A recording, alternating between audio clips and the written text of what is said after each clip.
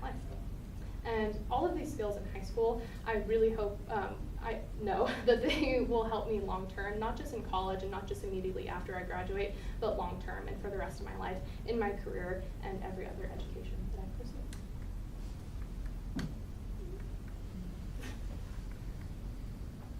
Thank you.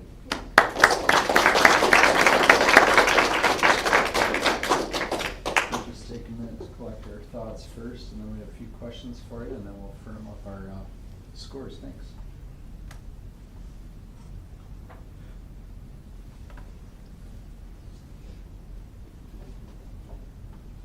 So I know you said you're interested in going the STEM route. What's your actual plans for college, career, pathway, etc.?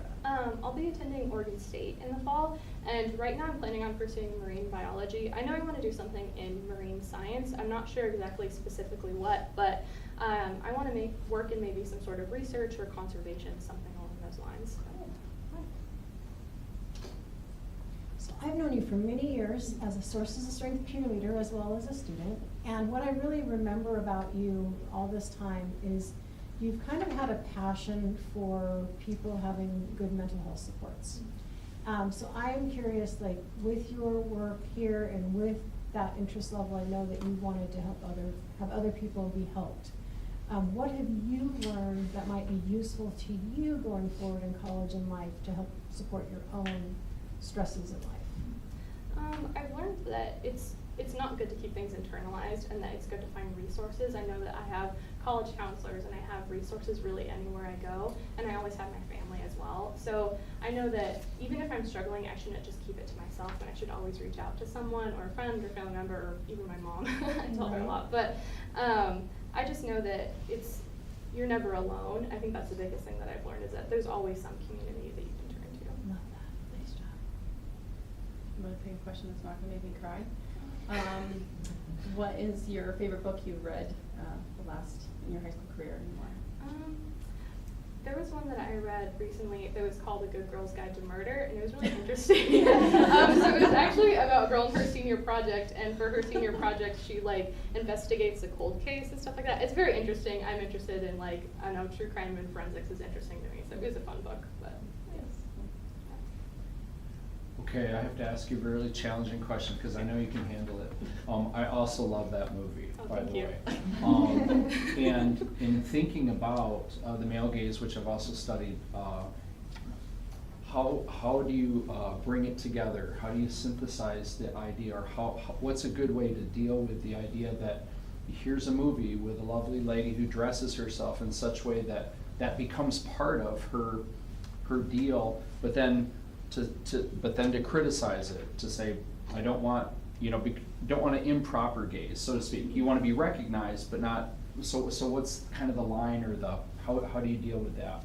I did research that in my essay, if, a woman is dressing traditionally feminine, is she immediately appealing to men? But I think the difference is the intention of, women dressing for themselves and not to impress other people, but dressing for their own happiness and just for their own perception and their own lives. It's more about intention, really, which is a difficult line, but I think that's the main thing that I found in my research. Cool, thank you very much.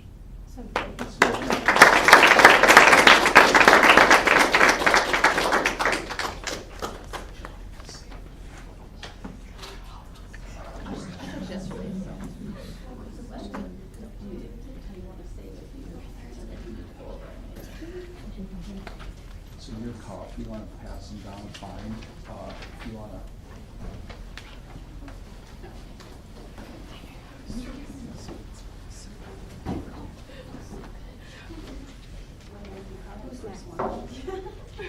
Do you want to go to the next one? Yeah, go ahead and Okay, go. cool.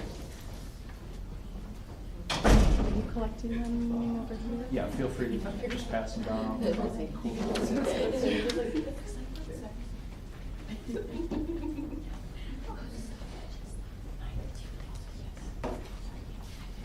Will you make sure that computer stays turned? So. Oh, okay, so the it reaches USB that right there? That's what you need. It does have a little bit of a delay, so the click. It's okay if they stay in a little bit of a delay. but I find it was just not, I can find it, like, Well, and I never shared something more specifically students, so.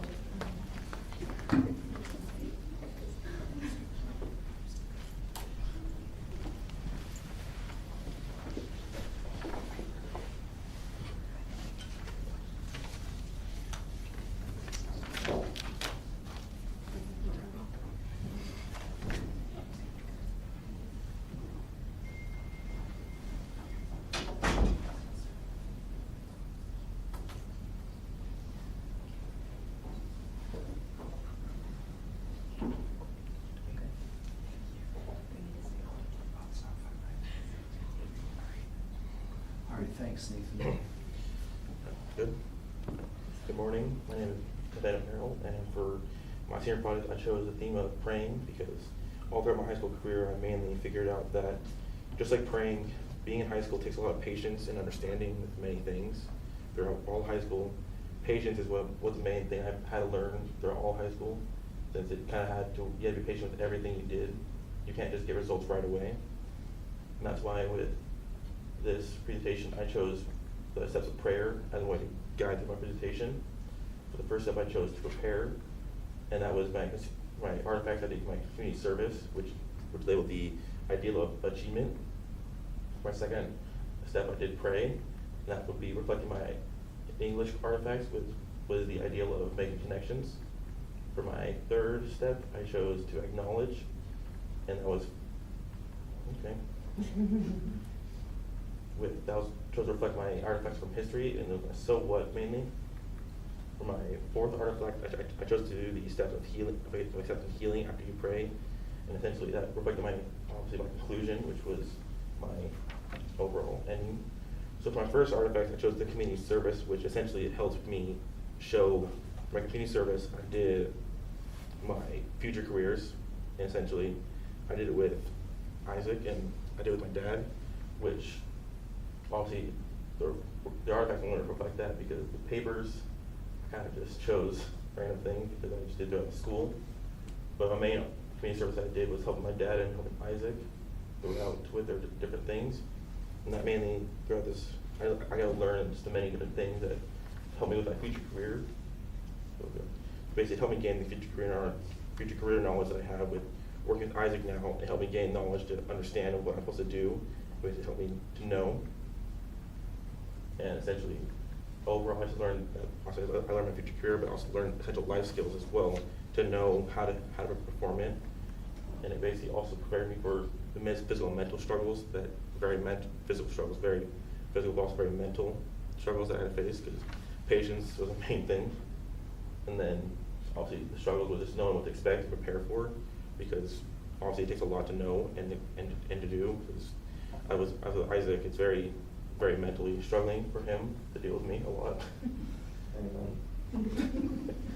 Yeah, I'm a bit of a handful at times, but other than that though, there you go. No.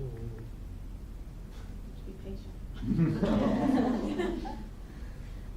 Alright, for the second artifact, I showed my main service log from 10th grade. Okay, that works good. Oh, this also helped me gain future career knowledge of my desired career, which was also working with Isaac and my dad. But mainly, my dad also helped me out with this mainly because he kind of just pushed me to become who I'm supposed to be, and that really helped me out. And that obviously achieved to me. He gave me achievement with everything I did because he pushed me forward, and he pushed me with even when I did not want to. He pushed me to get to the point where I needed to be, and that also helped me gain knowledge, but also gave me more patience and understanding. And obviously, I overcame the struggle of just patience and obviously understanding, which is the main thing I always had to understand with him because he did push me a lot, and I got frustrated a lot. But at the end of the day, though, he just kind of gave me understanding of what I was supposed to do. And I'm supposed to do. And then to connect back to my theme, I just kind of said preparing, you have to prepare for prayer basically. You can't just go right into it. You have to obviously know what you're praying for. You can't just be going straight forward. You have to obviously know your place and become humble because you're not above everyone else. You just become humble and to understand that you have to be humble and you just can't ask for it right away. You have to be humble and have to wait. And then also the taking steps portion, for my achievement, but also taking steps.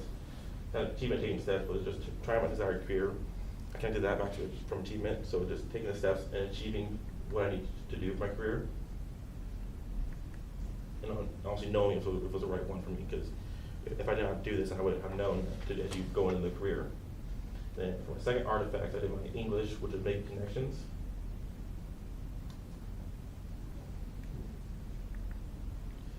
So my first artifact I chose would be my book project from 11th grade. It was a book project I was supposed to do for, I think it was 11th grade, it was my English class, and they basically had us do a book project on our favorite book we chose. I chose The Case for Creator by Lee Strobel. It's also a quote I had from it that I learned, and it basically learned about the effects of that in the conscious things that atheism has to go through, and then basically what happens. And then I may connect it back to the thing of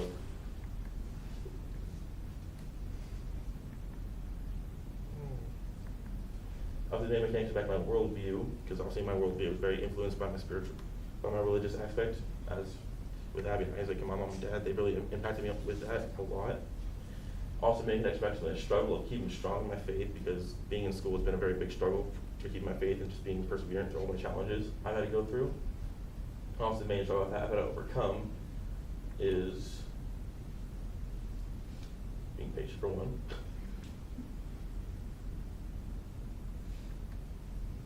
Basically my struggle was just like kind of find a stronger rooting in being in a school system, because it's very, you have a lot of different aspects that kind of push you in the wrong direction a lot of times in schools, which kind of that I had to overcome the struggle and be strong no matter what. My second artifact I chose to use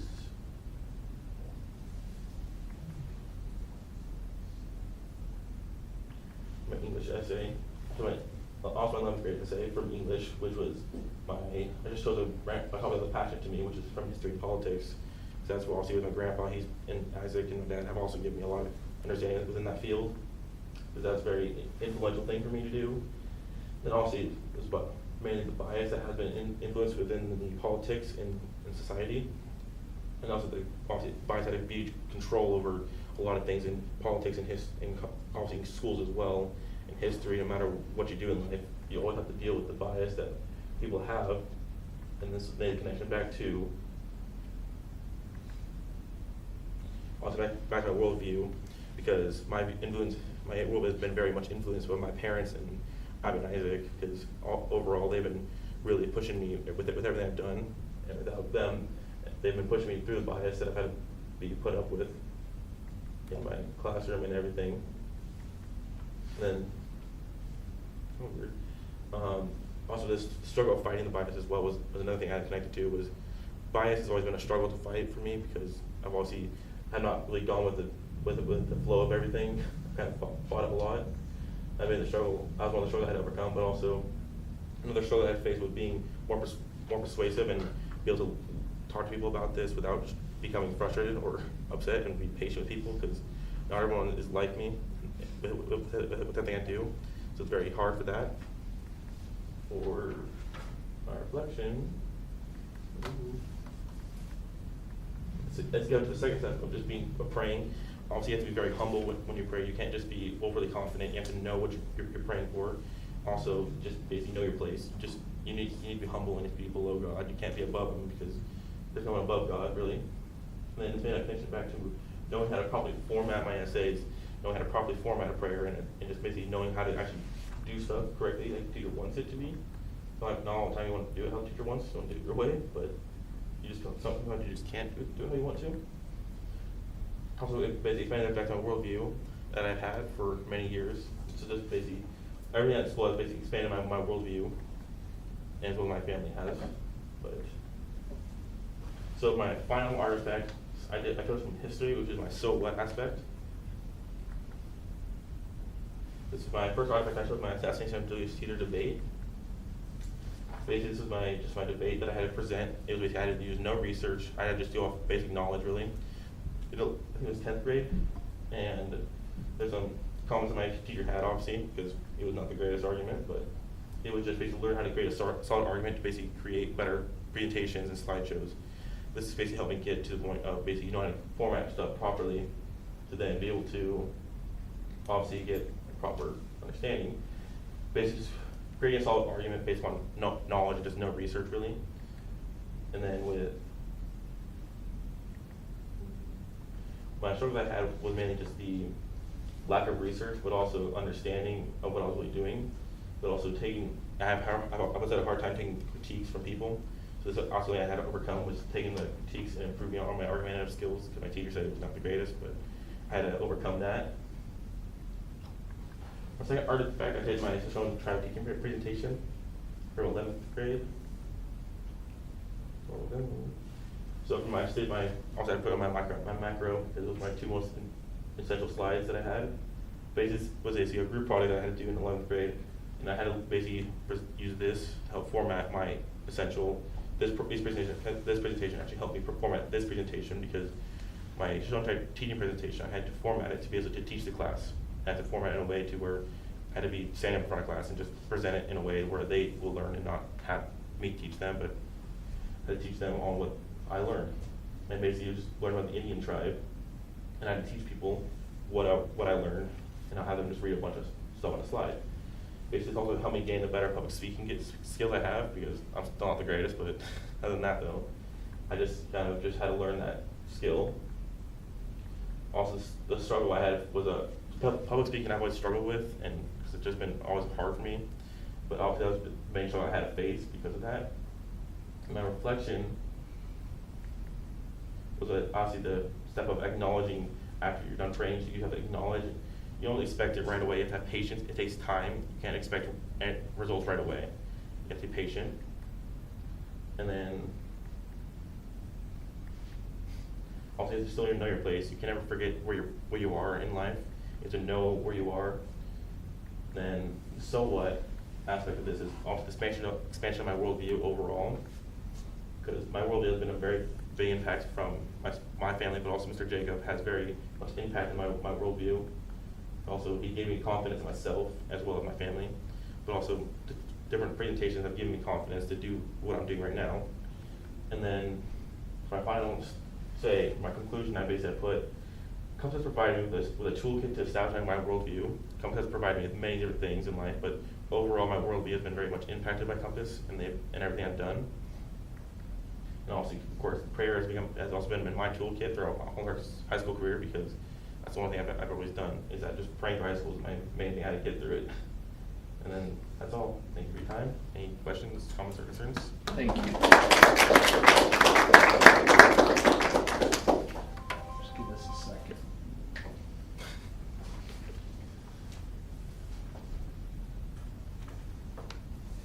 Good job, Nathan. Thank you. I've known you a long time. I love that you illustrated growth, because I've seen so much growth in you. And I also, one thing I know about you, no matter what you choose to do, I know you're gonna do it with integrity and with, trying to do the best job. I mean, I know you're a very responsible person. Sometimes. You're growing, if you aren't, you're gonna grow into that, because you have that as your core character. But what do you see 10 years from now, 10 years out of high school? What is your typical day gonna look like? I was gonna work with Isaac, and just basically work with Isaac, kind of live my life and enjoying it, and just not being in school anymore. That's really what it is. Nothing else really. Sounds like a good plan. I'd like to follow up with that. First, I'd like you to introduce Isaac, because you referenced him so much. It'd be really good for us to know. Hi guys. Hi, Isaac. So he's been a mentor to me all throughout high school. He's been dating my sister for all throughout high school, mainly. I forgot when they started, but just. It's been a while. It has been a long time, but he's pushed me through a lot of stuff. He's made fun of me a lot for stupid things I've done, but he's been a very big impact. He's been that older brother that I never had, really. Anyways, he's pushed me to be the person I have been. He hasn't given up on me. He's kind of been really firm with me a lot, and he hasn't given up on anything I've done. Even though I've been really stupid and annoying, he hasn't given up yet, surprisingly. Yeah, we don't give up on each other. Good. Thank you very Yeah. much. What is one main lesson that you've learned throughout your high school career that you can apply in your future life? Just mainly patience. I have very much lack of patience, and I always have, but being in high school, you have to be patient with yourself. You can't just be rushing stuff. You have to be patient. You have to understand that it's going to take time. No matter what you do, it's going to have to take time. You can't just rush through stuff in life. Good. Is that all we have time? asking another question. Oh, okay. I still don't actually know what it is you plan on doing. You just keep saying work with Isaac. I What does don't that have mean? anything else. Well, but what does he do? What do you? Works with lawn care and landscaping. Oh, okay. Very good. Other than that, I don't have any other plans really. I don't have any really main goal, but just working and just That's a being good my goal. own. You just weren't specific, so now I know. Thank you. Okay, thank you. Great, thanks.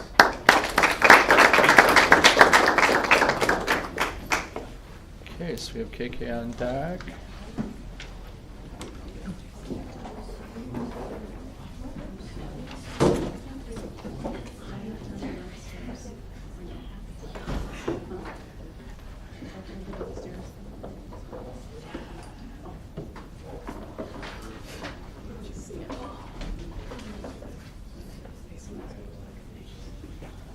Do you need any assistance? Okay. You got time. It's fine. Okay, perfect. Test the clicker.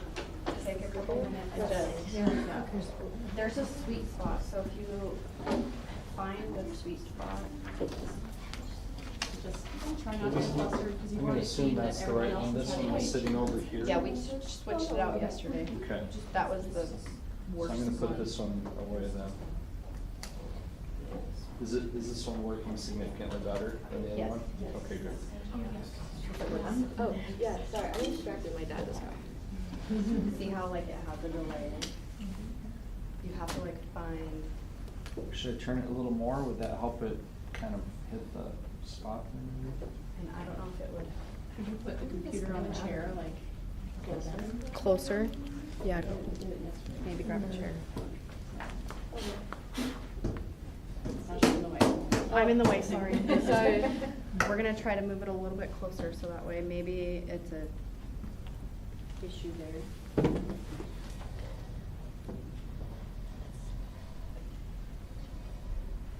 Oh, that Oh, helps a that lot. looked good. Yeah. Yeah, nice Perfect. solution. We're bound to figure it out. I'm ready when you guys are, so. Okay, give us just a couple seconds. Okay.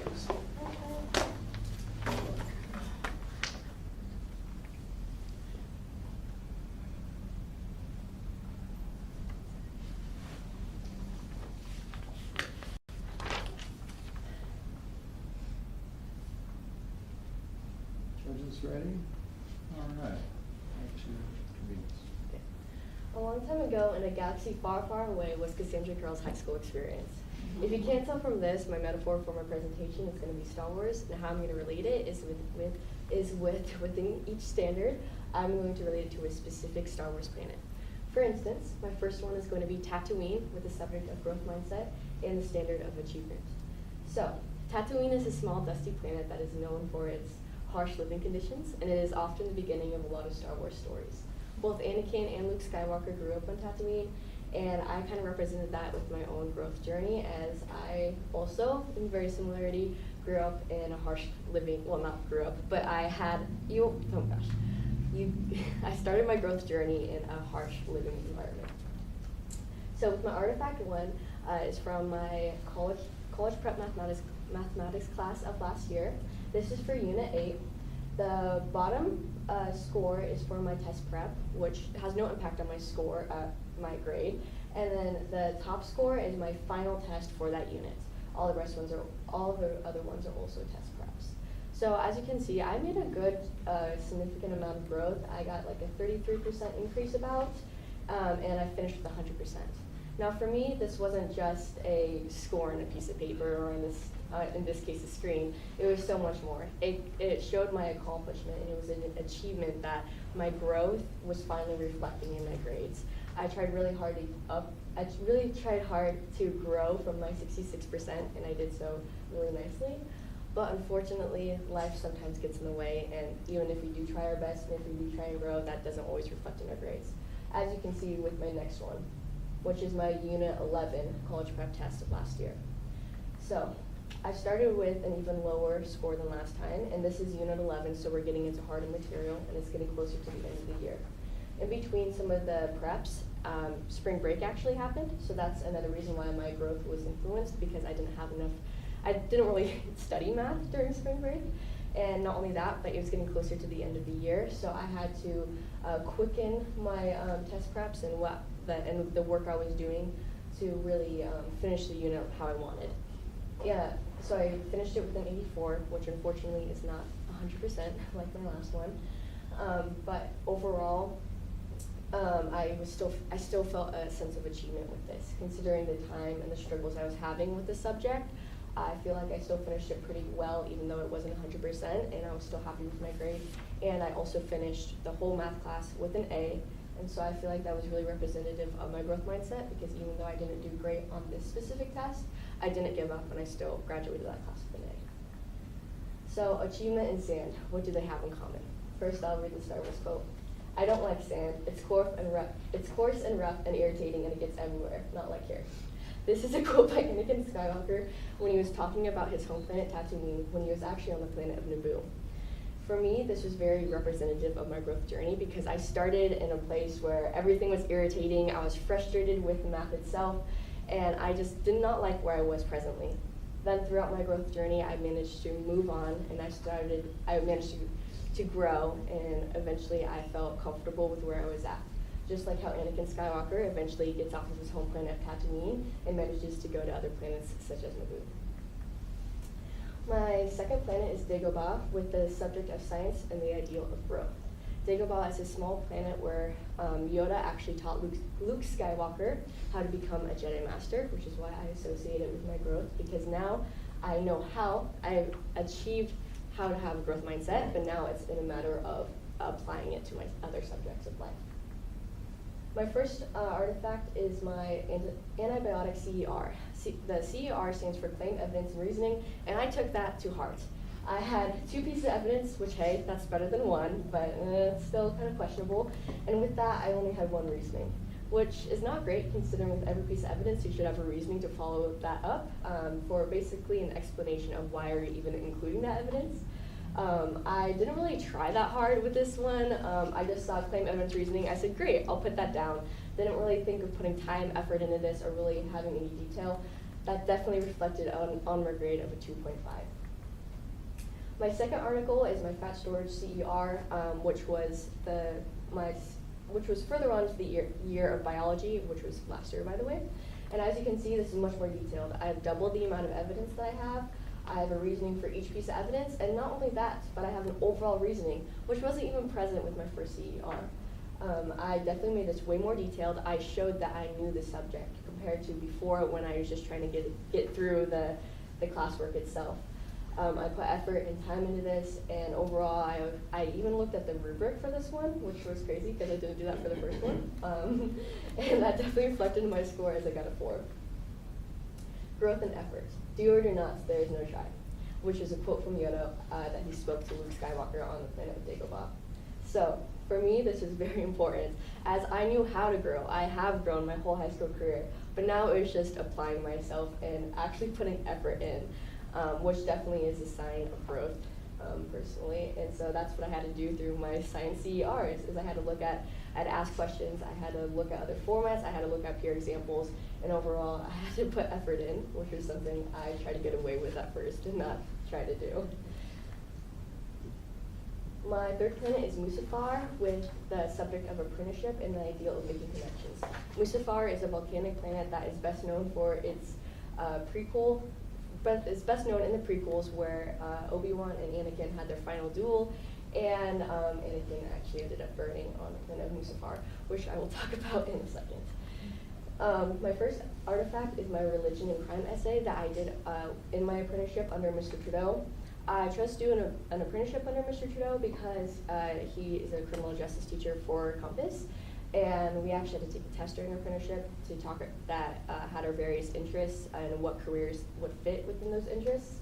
And education and criminal justice were some of my main key careers that they presented to me. So I figured, why not Mr. Trudeau, because he had both of those. Within that apprenticeship, I had to do an essay, and he said I could do any essay I want as long as it relates to some sort of crime. So I chose to do the correlation between religion and crime. In my conclusion, I said this is important as more awareness is being spread about the extreme behaviors of some of these radicalized communities, which can create even more violence from a major group mindset. If these teachings are implemented, then extreme and violent behaviors from these religious communities will be prevented with the hope of newfound relationships between the world and these religious communities. At this point, I wasn't just talking about the correlation between religion and crime, but I was talking about the world and society as a whole. How do these two correlate? How can we prevent these crimes from extreme religious communities?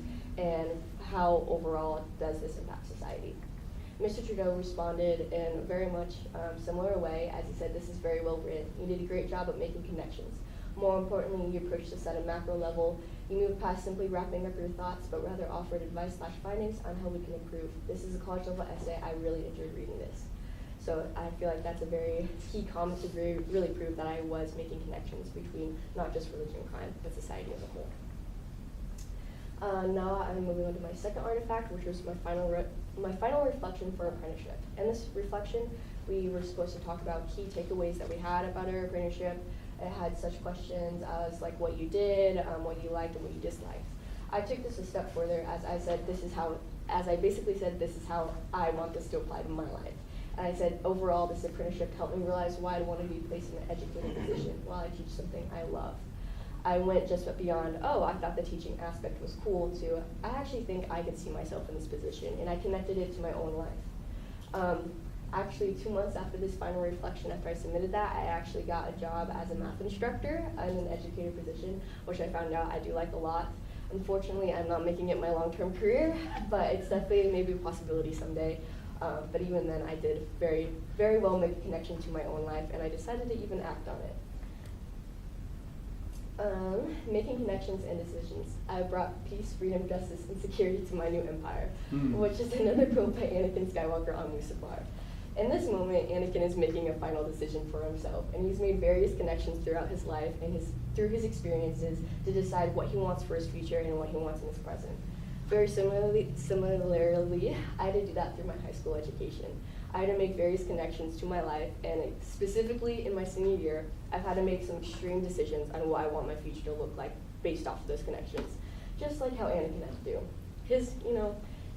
The context of his decisions, questionable, but that's overall, it's very similar to my high school experience. So what? What's so important about these Star Wars metaphors and these high school artifacts? Well, I have three important key takeaways. So my first one is effort and time.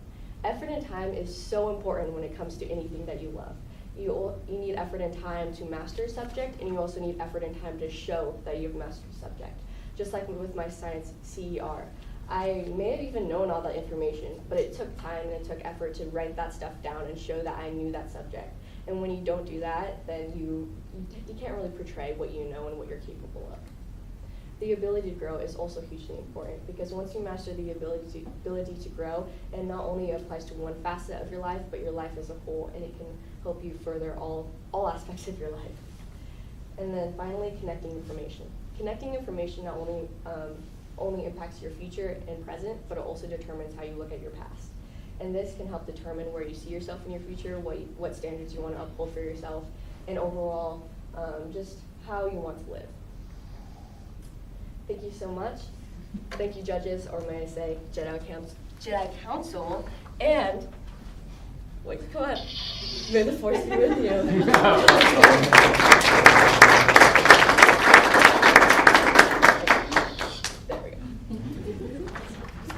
Yes, I brought a lightsaber just for that specific moment. Perfect.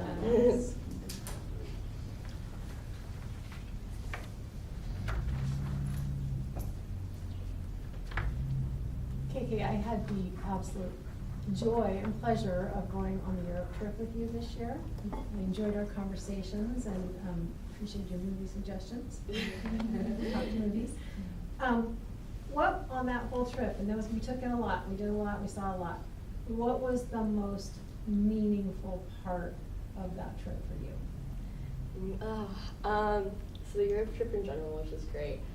Strangely enough, France and their language was very meaningful to me, because I've been studying French for like a little while now, and finally having some of that pay off and be able to like hold a conversation, that was really meaningful, because it was challenging, but it was very rewarding at the same time. And I don't know. That was a major takeaway from that, especially because a lot of people don't like France. But then because they couldn't really understand a lot of the language, so it was very rewarding for me. So. I'm interested, actually, we've talked a lot too. I didn't really know about your apprenticeship though, so I'm interested in how that influenced where you're going now. So it was really unfortunate. So with my apprenticeship, the test that we did, I had criminal justice, education, and government. And so I'm currently going to the Air Force, and with that has more of the government and it was like government / public safety, or no, it was criminal justice / public safety, and then government and education. So with that, I'm kind of more leaning on the public safety and government side of things. And unfortunately, like, I really did love my apprenticeship with Mr. Trudeau, and I did like a lesson on the correlation between religion and crime, and I liked it a lot. But unfortunately, it's just long term, I just don't really see myself in that position. But it definitely influenced me to at least take a short-term job as a math instructor, and I really do like it. Maybe someday I'll come back to it, because in the military there are educational jobs. So I've been thinking about it, but we'll see. Okay. If you could give one piece of advice for incoming high school, with all your experience, what would you tell an incoming high school student? Probably like, don't be afraid of your teachers, because like your teachers are ultimately there to like help you. And I've talked to like a lot of you guys, and I've kind of grown a respectful amount of comfortableness with you. And I think there's like a balance there of like having respect towards your teacher, but also being comfortable enough with asking questions or things like that. And I feel like, at least I know when I first went to high school, I was terrified. But that eventually eased up, and now I feel comfortable asking questions, which has helped me grow a lot. What are the odds that you're going to go career in the military? Sorry, what? What are the odds? Yeah, as opposed to just serving one term, do you feel like you might be in it for the long haul? That's my plan. I'm planning to do whole 20 years. We'll see how that goes, because who knows, I may absolutely hate it, and with that, I'll maybe go out, but my hope is that I make a whole career out of it. Cool. So. Thank you so much.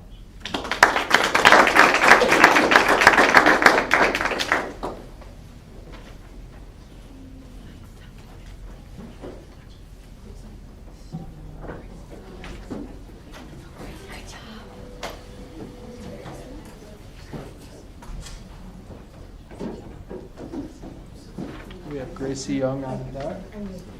Hi, there she is. Yes, yeah, that's true. Yes.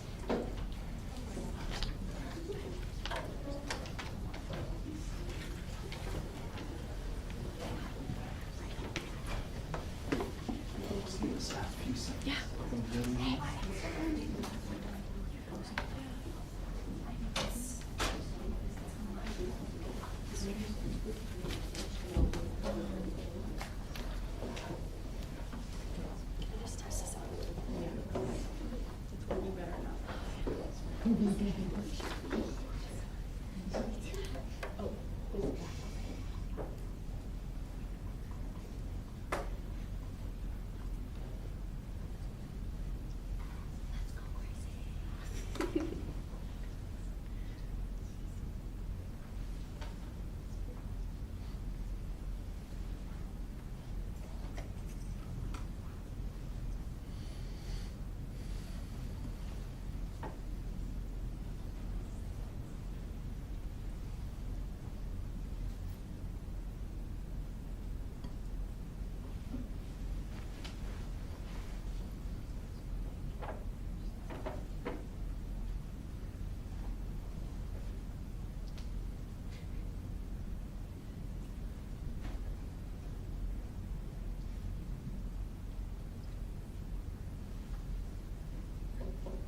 Whenever you're ready.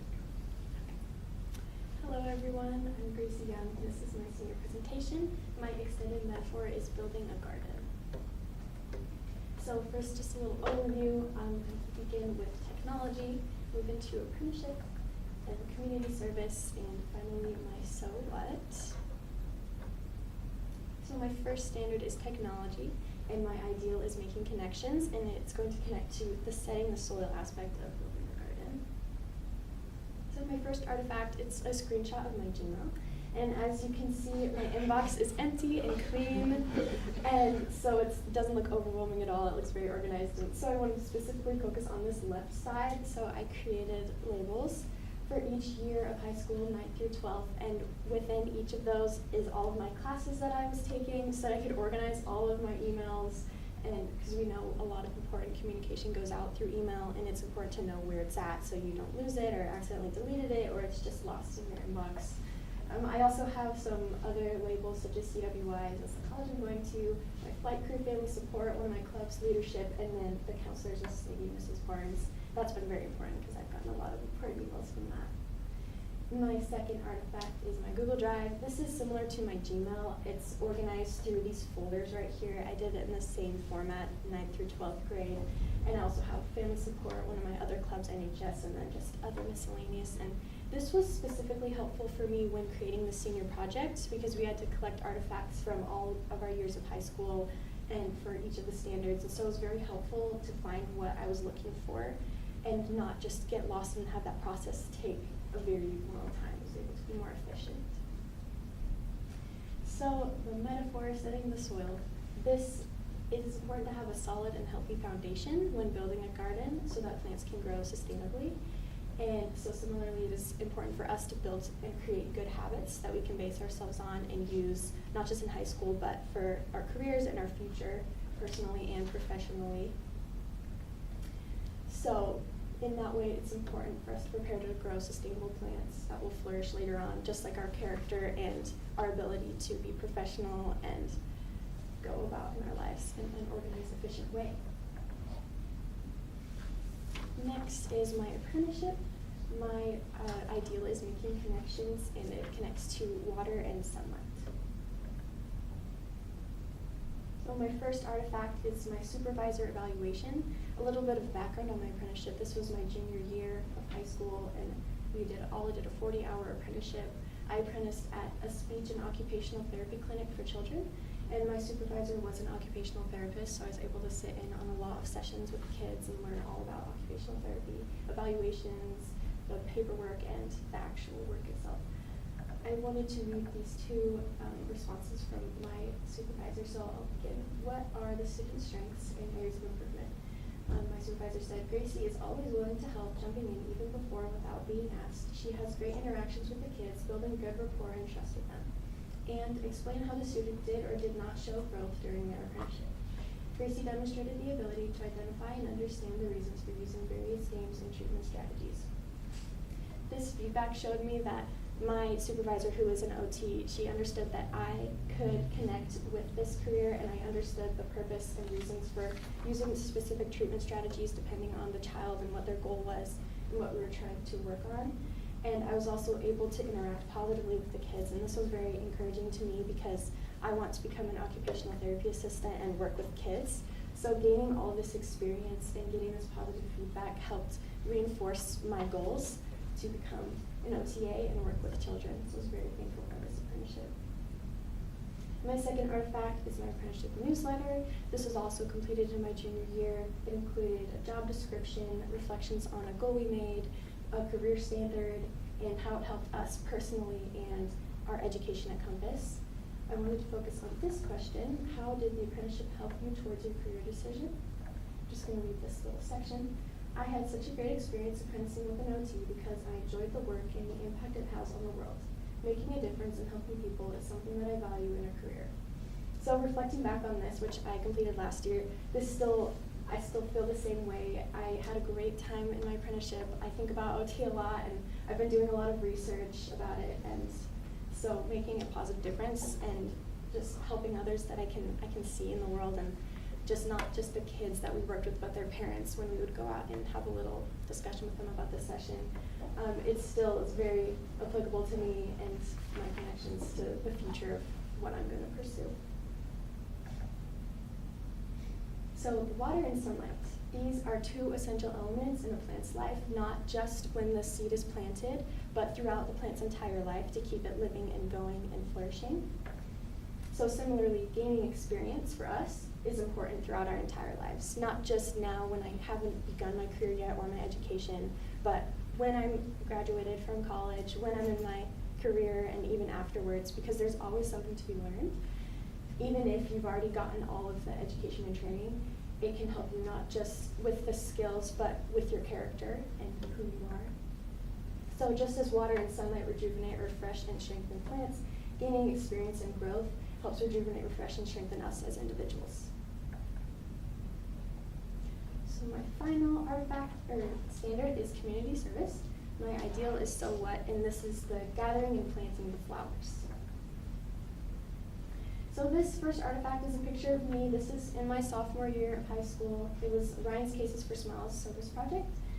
I am a member of 4-H and have been for the past 6 years, and this club, it's the City Stitchers Club. I've been in this club since I began high school, and each year we do a community service project where we sell pillowcases and we donate them to Ryan's Cases for Smiles, and they give them to children who are in hospitals or just in need. And so I really enjoy this because I'm able to use the sewing skills that I've learned in 4-H and also help people, real people that need it. And I do also have a personal connection with this because when I was young, I became ill and was hospitalized, and I did receive a pillowcase that was made and donated. I still have it and I love it, and it brought me so much encouragement, and I felt so loved that someone would make it and donate it to me. So I know how much it can really positively impact a child. This is me this year, in this past March actually. It was Quilts for Kids service project. In my club, I'm a quilter, so I was able to use my skills that I've learned to make this quilt top, and these are going to be made into flown quilts and donated to children or families or people in need, similarly to the pillowcases. And it's just another thing I really enjoy, and I'm so thankful to have done because I'm able to use my skills and use it to help people, which I love. So gathering and planting the flowers. So it's all up to your personal choice, whatever kind of flowers you want, big, small, any color, any shape and size. And whether they're seeds, saplings, or nearly fully grown, you can integrate them into your garden no matter what. So just like community service, wherever you're most passionate or wherever you see a need, you can choose to serve wherever you'd like. So that's one thing I really love about community service is that it's not just one thing, one place, it's wherever you want. And even if it's your friend, you can serve your friend or go to an organization or work with them directly or not directly like me. We just donated them to the kids. I don't get to see who gets them, but you still know that you're making a positive difference no matter what you choose to do. So my conclusion, so what? This connects to keeping up the good work and watching your garden flourish. So I am going to the College of Western Idaho. I was recently accepted to their occupational therapy assistant program. So I am going to continue my work there. I'm going to continue practicing the good habits I've built, the organization I learned in my technology standard, gaining experience and growth in apprenticeship, and finally community service, because that's always something that I think we should do. Second, growth mindset. This is something that doesn't just apply when you're in education or when you're in high school, but forever, not just like professionally, but personally and in all aspects. So doing that and keeping the growth mindset with your garden. If one of them dies, it's okay. You can get a new one. You can keep giving them water, keep giving them the sunlight they need. And finally, recognizing your accomplishments while still continuing to learn. Sometimes we can get caught up in the work and think, oh, I'm not doing this specific thing. I'm not doing what I thought I did. But when you step back and you look at it, you can see you've done a lot of great things. You can recognize what you've done. Give yourself a little pat on the back, because even if you're not exactly where you plan to be right now, you still can have things to encourage yourself and realize that you've done a good job, but still continuing to learn and grow, because there's always room for growth, I believe, personally, professionally, and otherwise. Thank you for listening.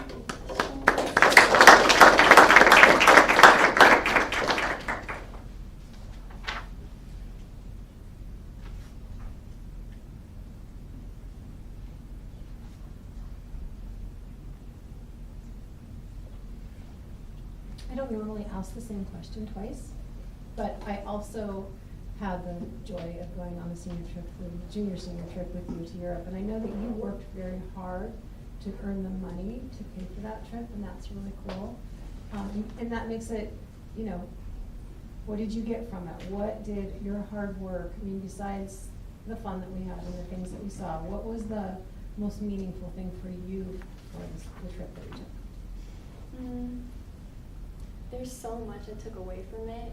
Even, this isn't really related to going to Europe, but going with my classmates, I feel like that was a really positive thing for me. It was really fun because I got to learn more about who I've been spending time with in school. I was able to see them kind of in the real world, just in a completely different environment than I'm used to seeing them, and we were able to make good memories and learn more about each other. So that was one thing I really enjoyed, but also learning about the cultures that we got to see, and the architecture and the languages and all of the different ways that people live, and how just awesome it is that we have such a diverse world. I really enjoyed it. I was really impressed by your presentation, especially when it's like you anticipated what some of the questions might have been, and one of which was your own experience that you drew in from like perhaps, I'm assuming, would have motivated you to go into the profession. Would you be willing to share or recall like an instance that occurred where you say, that was really motivational for me to go into this field? There was one client we were working with. She's very young and is nonverbal and struggles a lot, and it was a really hard session for me because it was just hard to see her struggle so much, but it was also really encouraging to see how much the OTA loved her and like wanted to help her. I was like nearly brought to tears because it was just, I hadn't experienced something like that before. So just for how positive and like, even though it's hard, but how you can really help them, even if it's not immediate, like it does take time and the goal setting and all of that. It just made me think I really want to bring like new experience, new life, and new opportunity for these children. Thank you, that's wonderful. So I know you obviously have done a lot with community service, so how do you think community service would benefit everyone in high school? Because obviously everybody has to do a certain number of community service hours, but what they choose to do with that obviously depends on, you know, what connections they have. But it looks like you kind of went like above and you get yourself really involved in all this community service. So how do you think that doing things like that would benefit Compass students instead of them just like finding, you know, little community service things to do? Yeah, so I think a lot of it is a mindset thing. Like, so I was able to apply it to something that I've been doing, like my 4-H and things like that. So it really depends on the student if they're going to choose like to do something that will directly, although community service I believe directly impacts you no matter what you do, but you can tailor it to something you specifically enjoy or something you know can bring you that fulfillment. So I think if all high schoolers were able to do that, they'd be able to build their worldview in that way and be able to like gain that new aspect to add to their character. I think it would be a really positive thing if they are able to apply themselves in that way. So it's kind of up to them. So you've done some world traveling already, so now what's next? Someday in the future, where would you want to go? I want to go everywhere. Like I don't really have like a dream place necessarily because I just think everywhere is so cool. But yeah, I don't know. Even other places in the States, in the United States, like there's just a lot to be learned everywhere, like how different the culture could be on the other side of the USA. So I don't have a specific place, but really anywhere would be cool to me.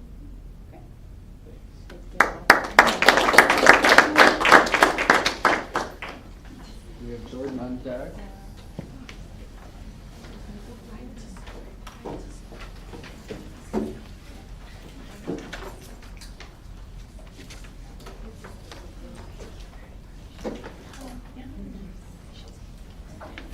Oh, it's my pleasure.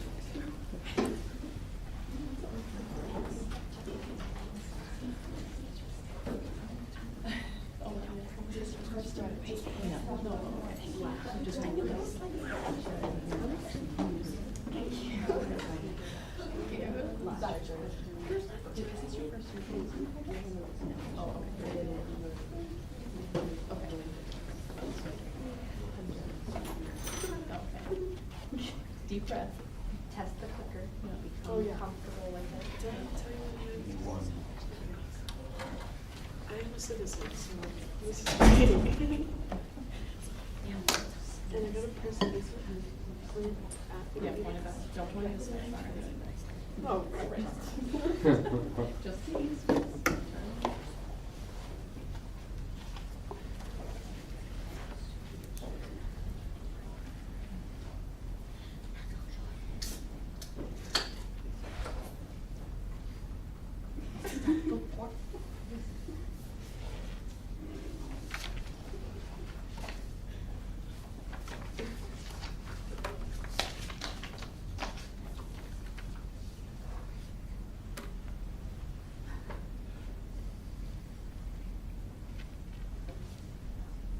Just take another look at yourself. Just Okay. relax. Yes, it's very relaxing in there, I'm sure. Oh, for sure.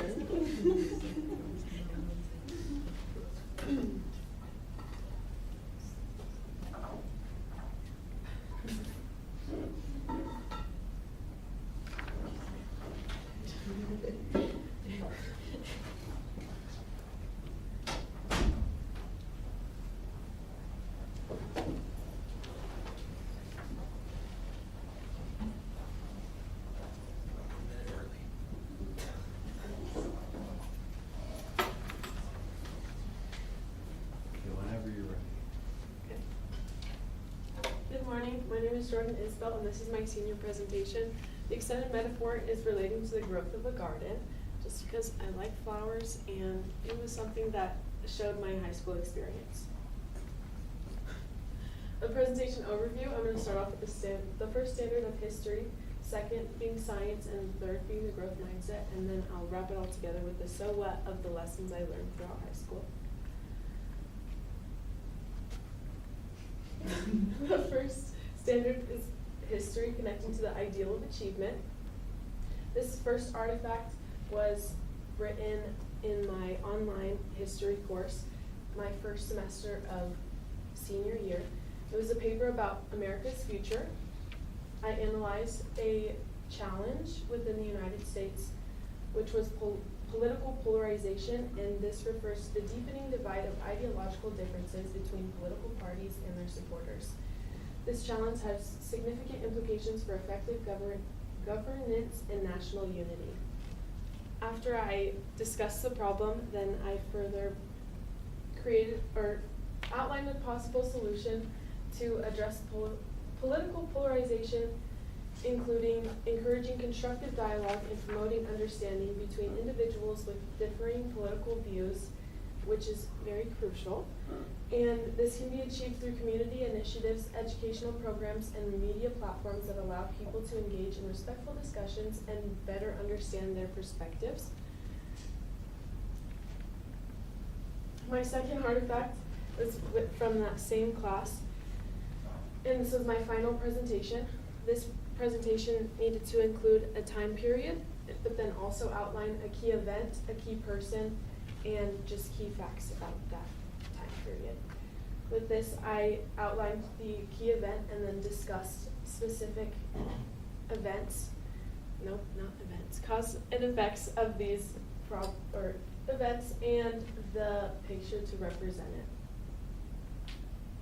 The connection to my ideal of achievement, I was able to set clear objectives as to what I was supposed to reach and how to connect to those standards. I was also able to identify strengths and weaknesses to develop strategies to meet those standards and to further complete those assignments. This connects to a flower garden by first you have to till the soil and make sure the weeds are out of it so that you are able to cultivate a good garden. Moving on to my second standard of science, I connect this to the ideal of growth. For this first artifact, I decided to use an ocean pollution presentation, which I created in an online science class my sophomore year of high school. This presentation was to outline what causes ocean pollution, how it can be combated with individuals, and how community as a whole can help ocean pollution. In this specific example, I used the individual example, how each person can help control water usage in their home by turning off water while you brush your teeth, installing low flow toilets and shower heads, and fix any leaky plumbing to ensure that the water is being conserved in order to save it. For my second artifact, I decided to use my temperature inversion model lab, which was also in that online class for science my sophomore year of high school. This was my lab report. The experiment was to create a demonstration of how an inversion works by simulating an inversion with the basic materials. This was an interesting lab because it did not go as planned. As I outlined down here, it was kind of a disappointment because we were expecting a specific outcome as it was outlined, but in fact we did not experience that. And I described that the weather outside had an impact on the experiment, which definitely caused some issues. How this connects to growth is for the first assignment of ocean pollution presentation, there was an outlined specific outcome of what your presentation was supposed to look like and what requirements were supposed to be met, which made it very simple to finish the assignment. My second lab with the inversion lab, it had an emphasis on process and not a specific outcome. As you can tell, we did not complete the lab as it was supposed to be, which was a disappointment, but I mean, we still created a lab that still outlined what was needed to happen, but also I was able to use critical thinking, problem solving, and ask questions in order to complete the assignment as I was told. This connects to a flower garden because you need patience, dedication, and ongoing support in order to cultivate a flourishing garden or flower garden.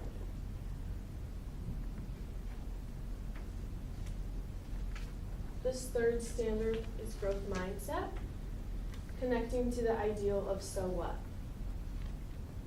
My history grade for that online class, my first semester of senior year, was very disappointing. As you can see, this is a outline of my grade before I applied for an extension. It was a 64%, and which equates to a D, which was not great because I did not have great time management and I did not use the resources available to assist me in completing my projects on time. And it was very difficult to keep my priorities straight with working on my core classes at Compass, but also doing this class on top of everything to get a credit. After much hard work and dedication, after my 2-week extension, I was able to finish the class with a B because I was able to submit the assignments even though they were overdue.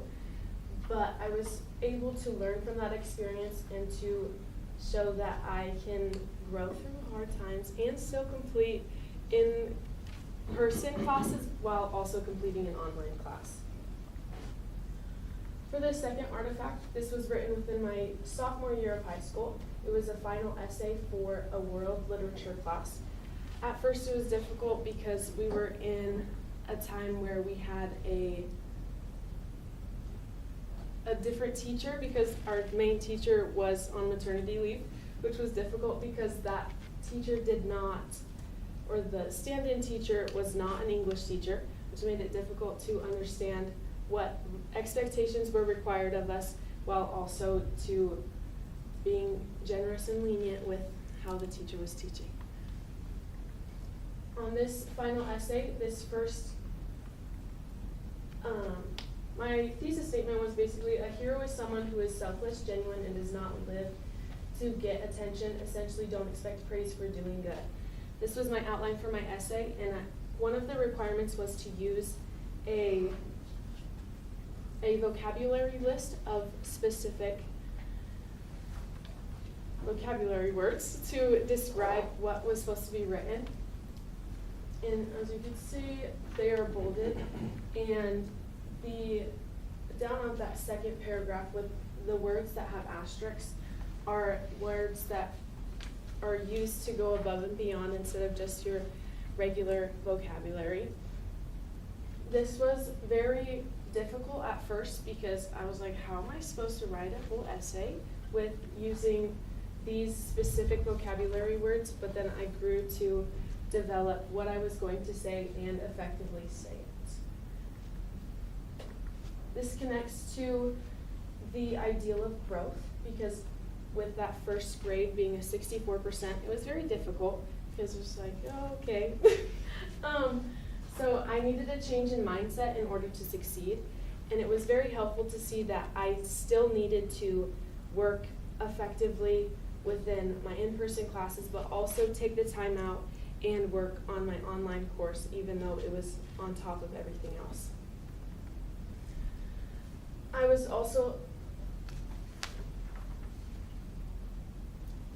also had the ability to learn from previous experiences and to go off of other classes to help me meet expectations and to further develop what was required of me throughout each assignment. This is similar to growing a garden because altogether at the end, once you see your plants growing, you can see the culmination of the gardener's efforts and how they helped develop the flower, help it water, sunlight, get it proper nutrition, and to overall help out the garden. As for my lessons learned, as for achievement, I was able to achieve standards which ensured that I was proficient within a subject, and it helped me prepare for future success. For growth, I was able to cultivate adaptability by working hard and showing that even though something may not work out the way you want it to at first, you can still grow through that and be able to get it done. As for the so what, meeting standards ensures innovation and progress. Although you may struggle at the beginning, you'll easily get through that, even though it is difficult, but you will make progress and have a good future. Thank you.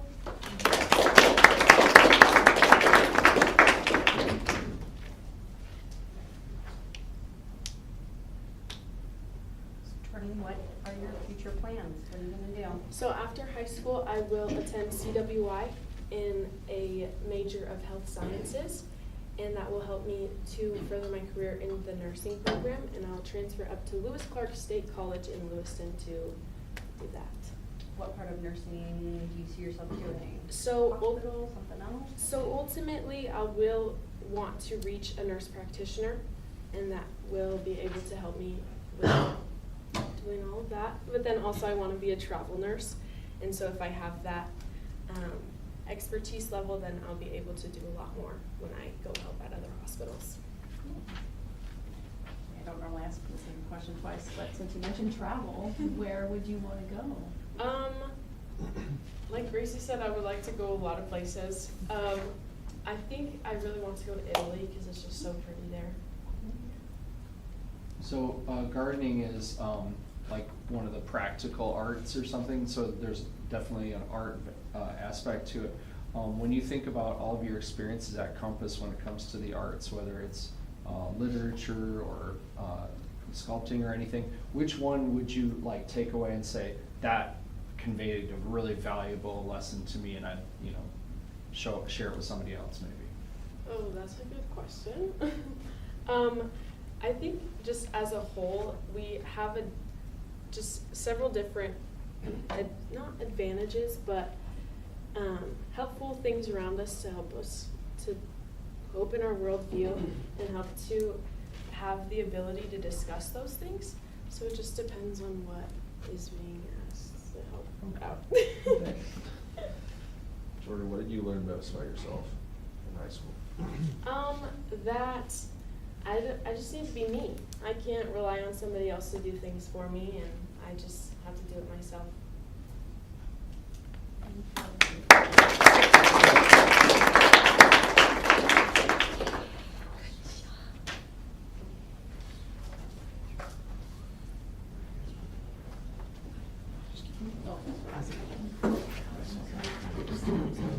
We'll have Reese in just a few minutes. Thank you.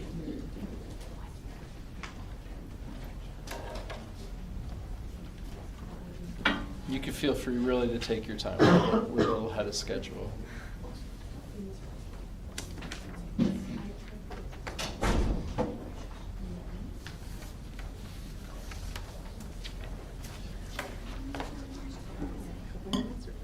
Yeah, we have. We do have a real break after 2 more presentations, so we'll wait for that. Is this room two? For the, because I think This is room 2? yes, it's not recording it. Oh, what a shame. Sorry. Oh, yeah, no, we don't run this, they run that, Go so. tell Mr. Full. Yeah. Oh, but that's not. The button.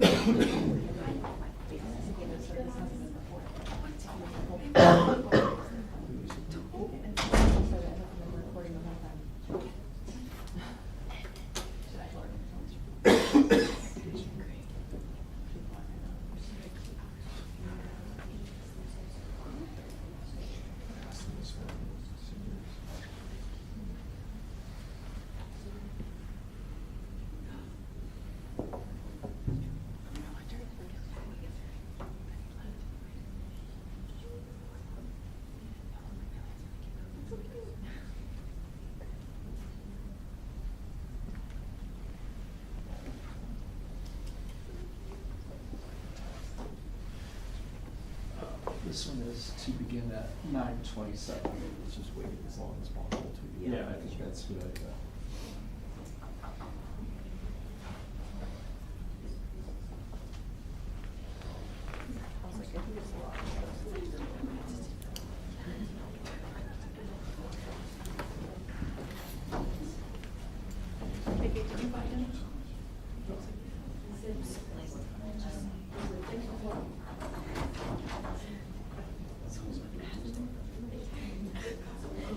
Because I was going to send my sister a recording and then I looked at it and I was like, wait, and I'm like,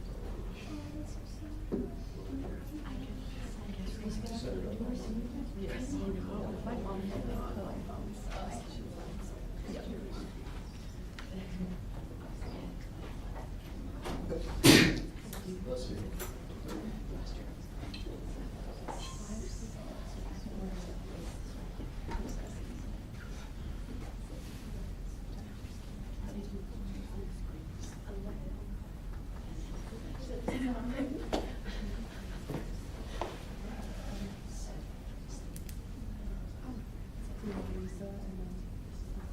So then Garrett is on break.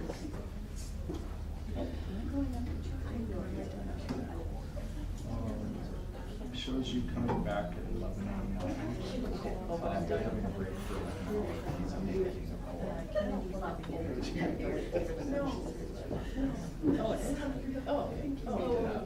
Officially. They go to a lot of things. Yeah, because we're really cheating.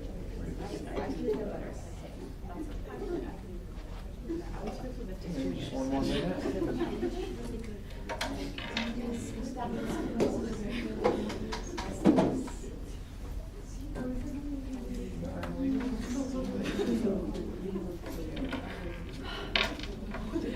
Deep breath. I was fine. Then I walked up here and listened. Hey everybody, we're gonna start in just a minute.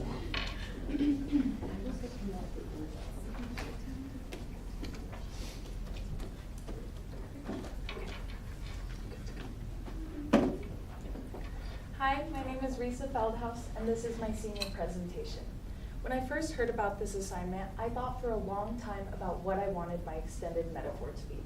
I wanted it to be obviously something that has connected to my high school experience, but I also wanted it to be something that was meaningful to me, which is how I stumbled across camping. Because I've always gone camping with my family, it's always been something I've enjoyed, as it's immersing myself in an area that I'm not usually in. So I will be going over 3 standards today: community service, science, and history, and how these connect to going on a camping trip.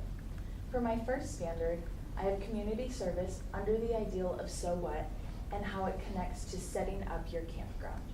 For my first artifact, I have my Christmas project with first graders. In my sophomore year, I took service leadership, a class that focuses entirely on community service, whether it's in the school or in the community. For our final project, I led a group of my peers to read to a class of first graders "'Twas the Night Before Christmas," and then we guided them on making a paper plate reindeer to take home to their families. For my second artifact, I have my National Honor Society Rake Up Meridian project. As the president of National Honor Society this year, it was my job, as well as my fellow leaders, to create a community service project for our members to do. So for this, we chose to do Rake Up Meridian, as it helps people who are unable to rake their own houses. So for this, in this picture, we had just finished raking up some nice lady's house. I'm over there in the corner, and then the connection to my ideal of so what. So from leading both of these projects, I learned a lot about organization, whether it's scheduling or materials, where you're gonna get them and what you're gonna do with them. In addition to this, I learned a lot about collaboration. A service project might seem easy to just go and do, but it actually takes a lot of different moving pieces and parts that you have to work together with. So interacting with other people and having other people help you is really important, especially when you're reaching out to organizations like Rake Up Meridian or talking to first grade teachers and trying to find a schedule or a time that works. I also learned a lot about leadership and what it takes to be a good leader. You have to have good communication with all the people around you. You have to be very flexible. Then how this connects to building or setting up your campsite. When you're setting up your campsite, it takes a lot of teamwork. I have personally tried to set up a 6-person tent by myself, and I failed real bad. And then I tried with one other person, and it took us a long time. But when I've worked as a group, like with my family, it was very easy and we were able to do it super fast. So when you work with a team and you divide up the work, it makes everything a lot easier to complete, and it helps you to bring your plans to fruition. In addition to this, it's important to have a base. When you're camping, you need a place to sleep, a place to eat, and a place to relax. When you're working on a project, the leader of the project is that base. It's the person that you go to communicate with, and to build off of and grow on. For my second standard, I'll be talking about science under the ideal of achievement and how that connects to building a campfire. So for my first artifact, I have my environmental science final grades. So a little preface on this standard. Environmental science was my first fully online class that I took in my sophomore year. I had never taken an online class before. I had no idea how it was going to go or how it was formatted, and I thought it was going to be really easy because it was just a screen. Everything I was learning was just on a screen. But as you can see, at the end of my first semester, I received a B in the course. Now this was my first B all throughout high school, and it really did something to me. I knew that I had to make a change, and just because I was in a different learning format, it didn't mean that I could just get away with getting an easy A. At the end of my second semester, however, I received an A in the course due to all my hard work and effort. For an example of that effort, I have my Artifact 2, which is my Environmental Science Semester 2 notes. I took notes on everything. As you can see, my total document length was 27 pages. I literally took notes on everything we learned. I organized my notes by the unit we were on, the topics we were covering, and all the subtopics and little details within that. It was really important for me to write down all of this information as I was taking it in and then taking it back out, writing it down, and just going through it in my brain. So for the connection to my ideal of achievement, once again, I was in a new learning format, something I hadn't done, and compared to my regular in-person classes where even if I didn't want to be there, I would still have to sit through it. When I was on a screen, I could just close the screen if I didn't want to be there. But I wasn't achieving the things that I wanted to, the good grades I was wanting to. So through dedication and effort, no matter how much I wanted to quit, I kept working, I kept studying, I kept asking for help and doing extra credit things in order to raise my grade. And achievement through time. I couldn't get an A in a day like I thought I could at the end of the first semester. I had to work hard and had to try and fail and then try again in order to achieve. Now connecting this to building a campfire. When you're building a campfire, You can't just put all of the wood in a pile and expect it to light itself. It's not gonna work.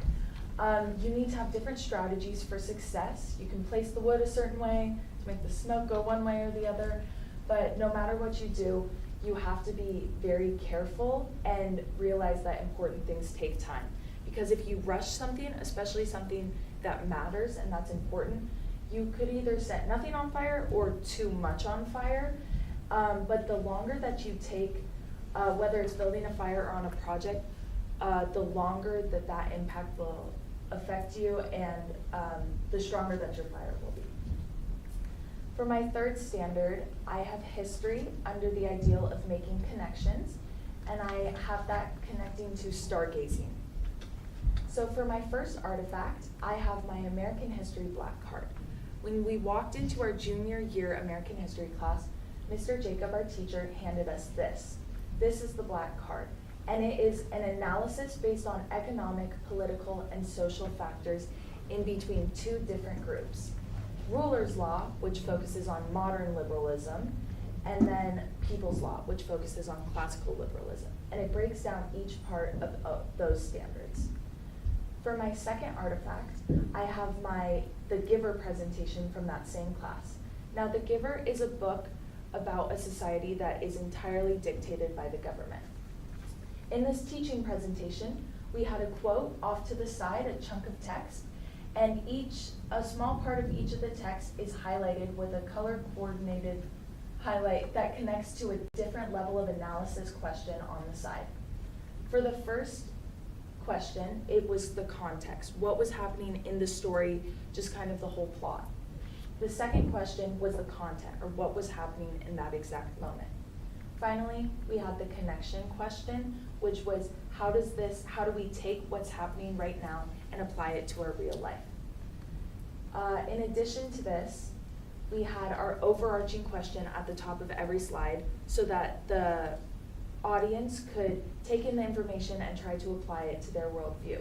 So this question reads, how does an emphasis on the collective identity of a group over an emphasis on individualism make a society easier to control?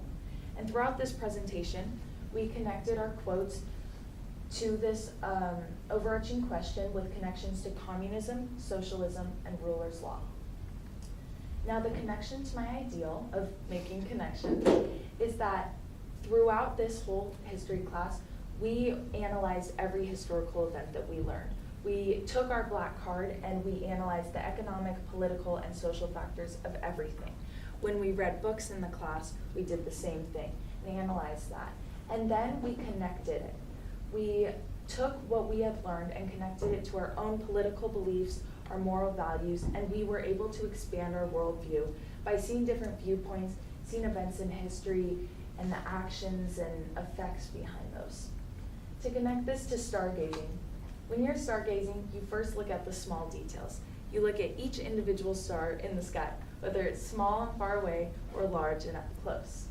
Then you take those stars and you see the bigger picture. You can see constellations in the sky. Throughout this history class, I was learning about individual things like a historical event, piece of literature, or economic things, political things. And then at the end, I was expected to analyze it or see the bigger picture and make connections between those things and how they might affect me. Now, lessons learned. I have spent a long time at Compass, and I have learned so many things that I will take with me into the real world.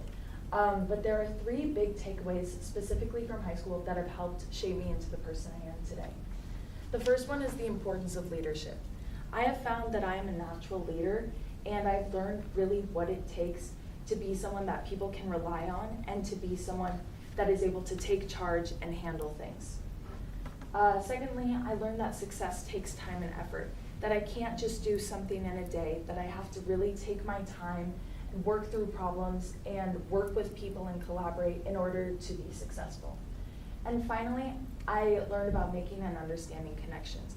I focused a lot on analysis throughout my time here and how specific things I'm learning about, how I can use those in my real life, or how they can shape my worldview and who I am. Thank you.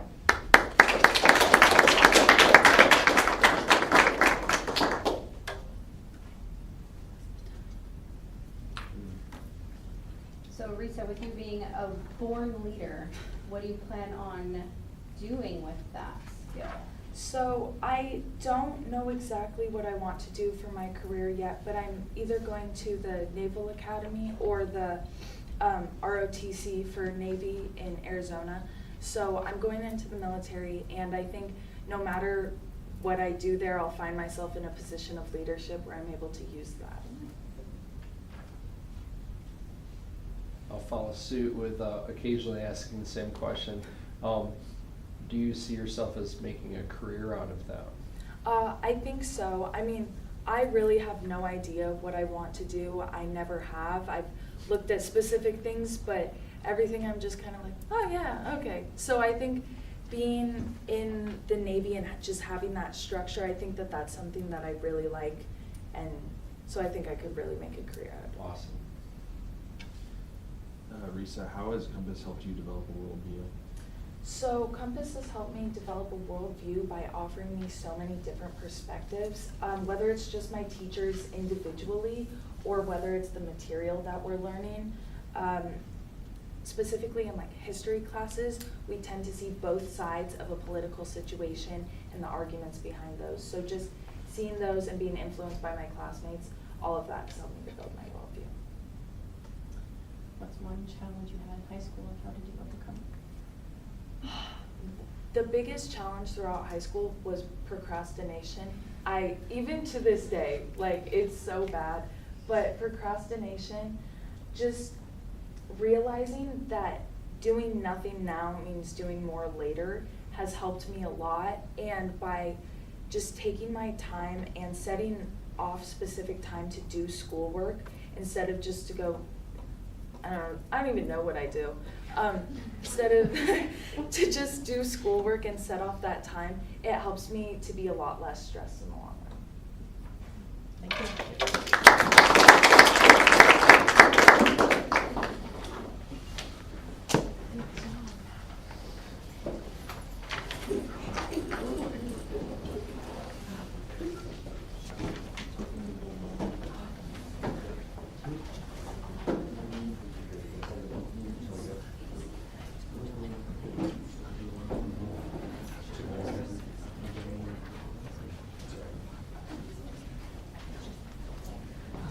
Switch it on.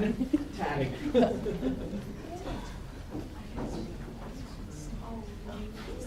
Are you seeing all this free tea?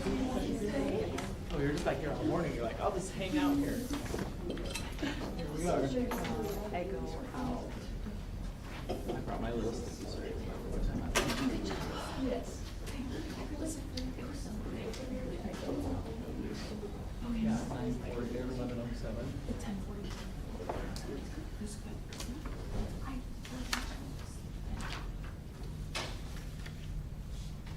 Just so you know, that's not updated. I won't be here. Okay. Just need a few minutes before this together. Try the clicker work okay? There we go.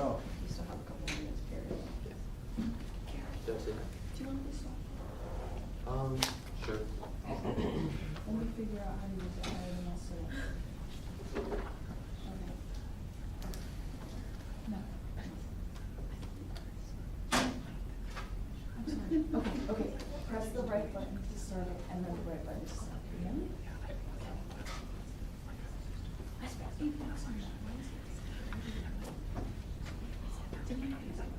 Is it gonna start at 44? Yeah. Well, officially, but we could start a bit early if you really want to. Well, Or Is there, not. is there anybody else with it? I would try to keep it as So close let's to. wait, just in case somebody's showing up to watch. Because that's what everybody's using this schedule to come in. Just try to keep it as close. Yep. And I could.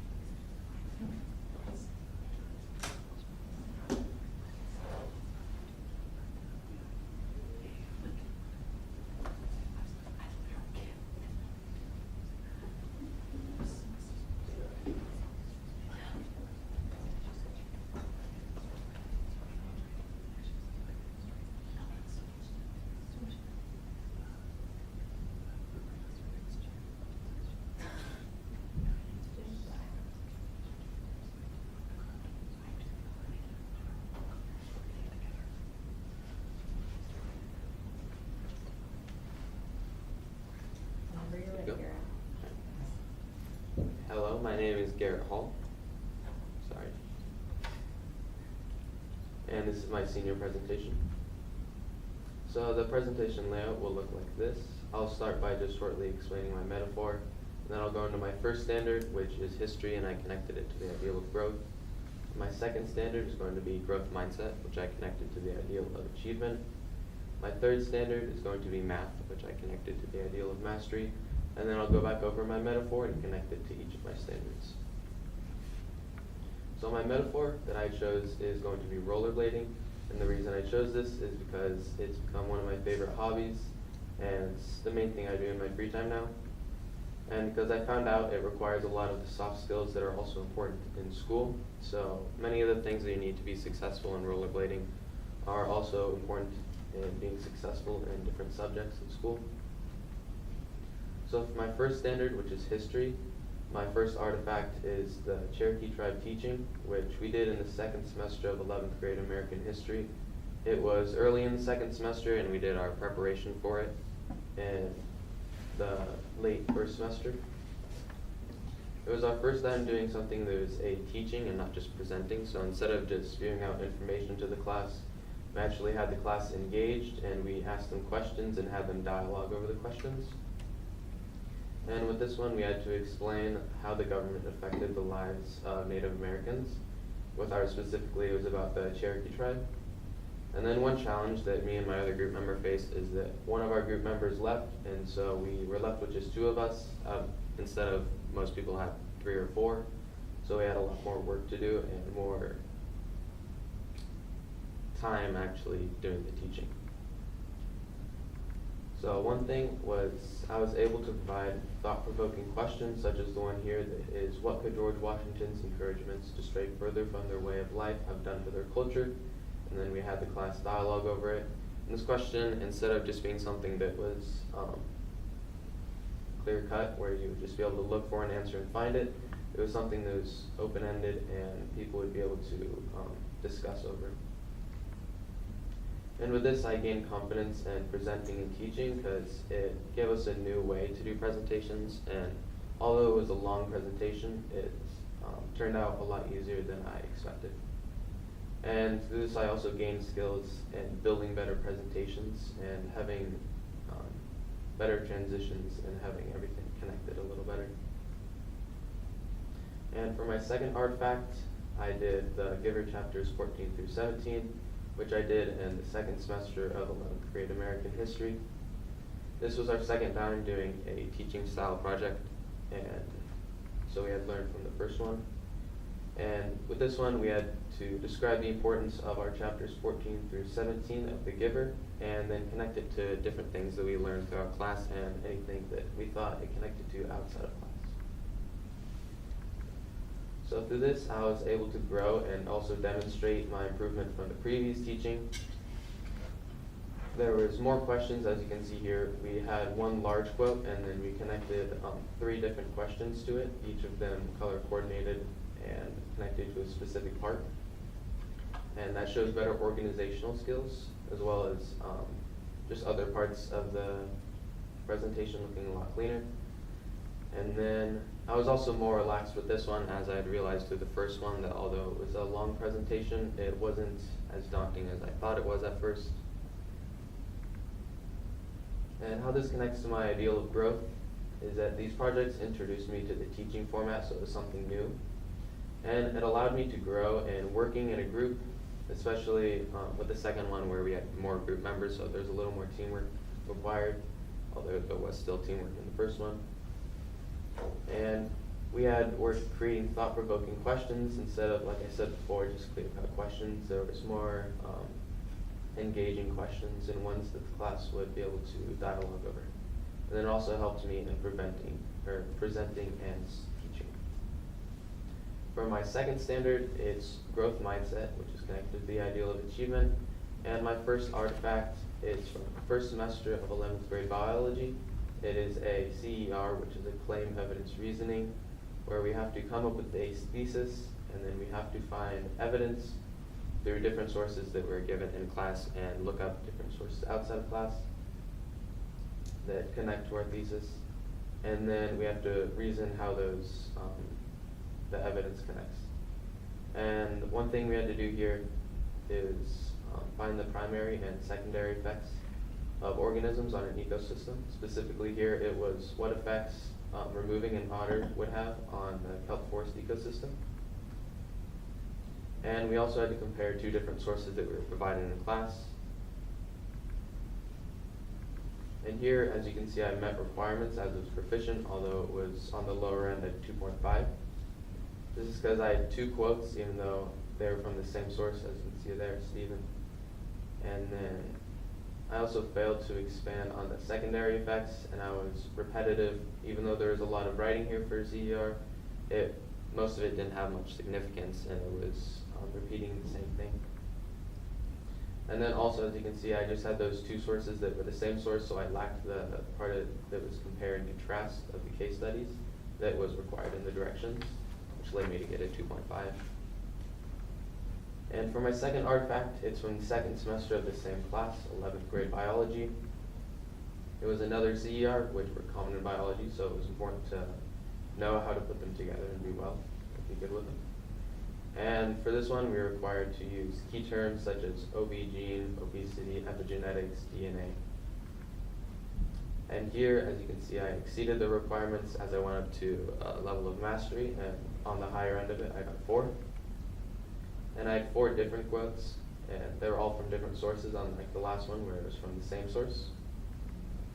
And as you can see there, I also had trustworthy sources, and there's Yale and Harvard in there. It wasn't just random sources that have potentially untrustworthy information. And then I also used the key terms such as OB, gene, epigenetics, obesity, and DNA. How this connects to achievement is that my grades improved, so I exceeded expectations. Instead of just going slightly above and meeting the requirements, instead of not completely following the directions like I did on the first one, I went all the way up to a 4. As you can see there, I achieved a 4. And besides just achieving a good grade, I also achieved a better understanding of how to research for and create a successful CER. For my third standard, it's math, and I connected it to the ideal of mastery. So for my first artifact, it's these 2 classes and the grades that I got in them. So my college prep math was in junior year, and it was a self-paced class.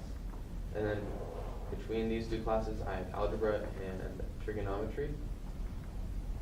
And that led me to get into calculus during my senior year.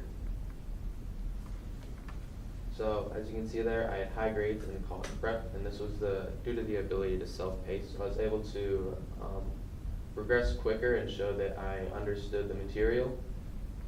And due to this, I quickly advanced through college prep in the first semester and was able to go into a new class, which was college algebra, in the second semester.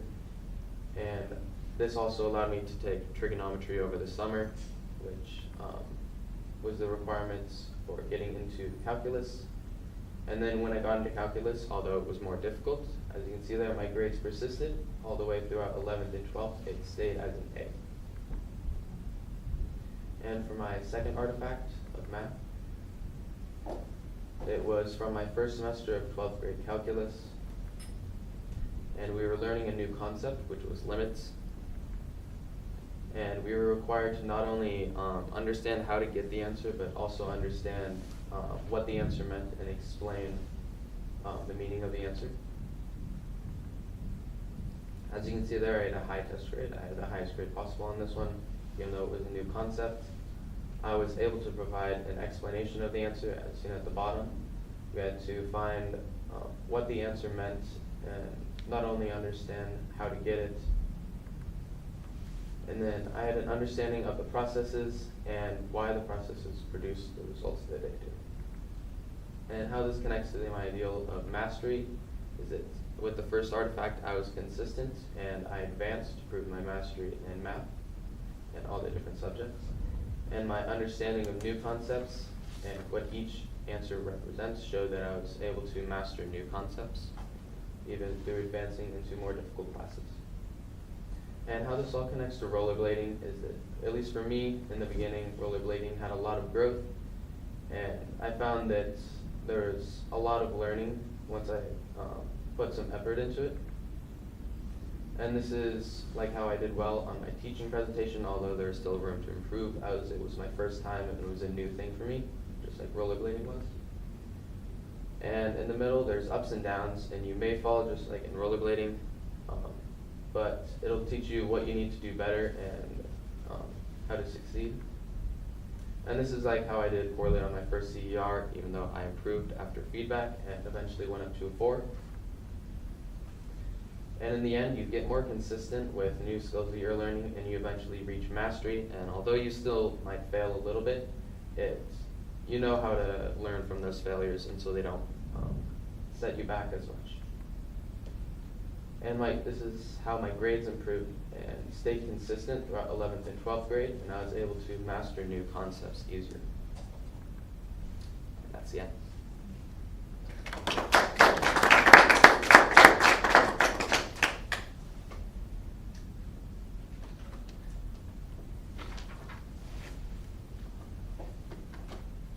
So Garrett, what has your senior project taught you? I think looking back, there was a lot of things that I did poorly. And then I also realized though, even though I did poorly on a lot of things, there was a lot that I had to be proud of, such as advancing in math. I was really proud of how I was able to do that. So yeah, definitely my growth mainly.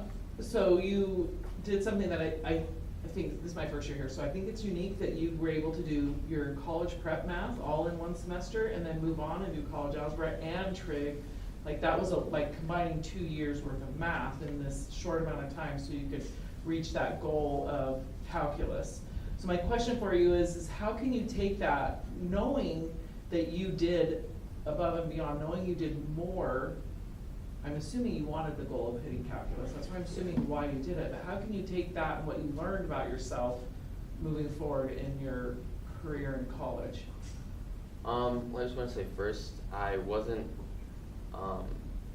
at first I wasn't aiming to reach calculus, but as I went through the first semester and I just really enjoyed math, so that was why I did well in the first semester. But as I reached the second semester, Mrs. Gregg actually recommended that I could go into calculus, and that kind of just opened a door for me, and I realized that I could take those classes.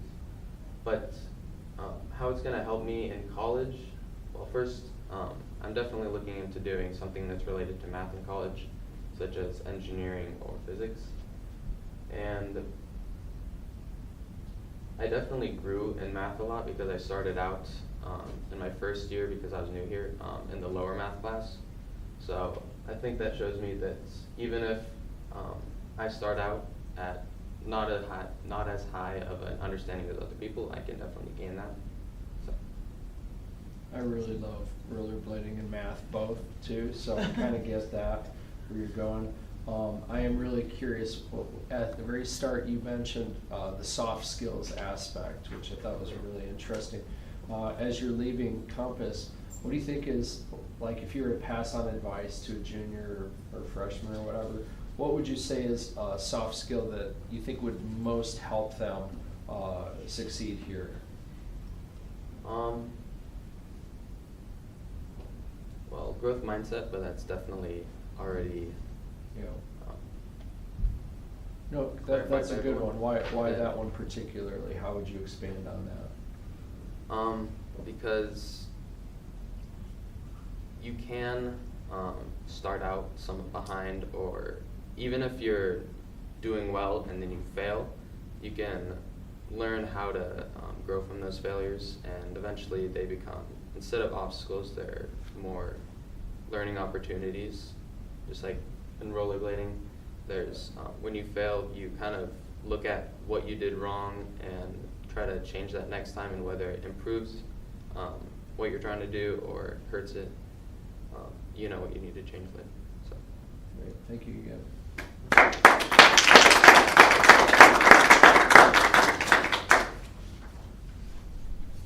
Thanks, everybody. This is like an official break time for about 19 minutes, so if you want to come back, we sure would appreciate you doing that. Thanks for everyone presented so far this morning. It was wonderful. Do you have a break today? Didn't know that. Imagine that. I just looked at my start and time.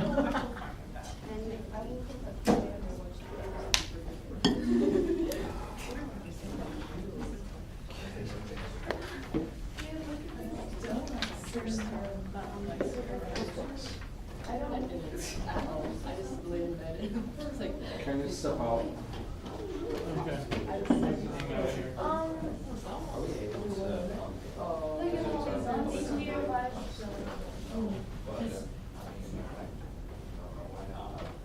You know, I mean, if you're done, right? Yeah, I think you should give yourself a break, right?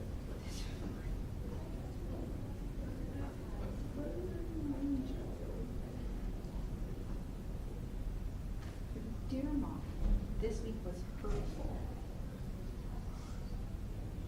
What does that mean? Maybe. Maybe he physically Typo? hurt. Well, I think he physically hurts. He has football. He's had football practice. Oh, uh-huh. And it's a new league, so they've been like running and like.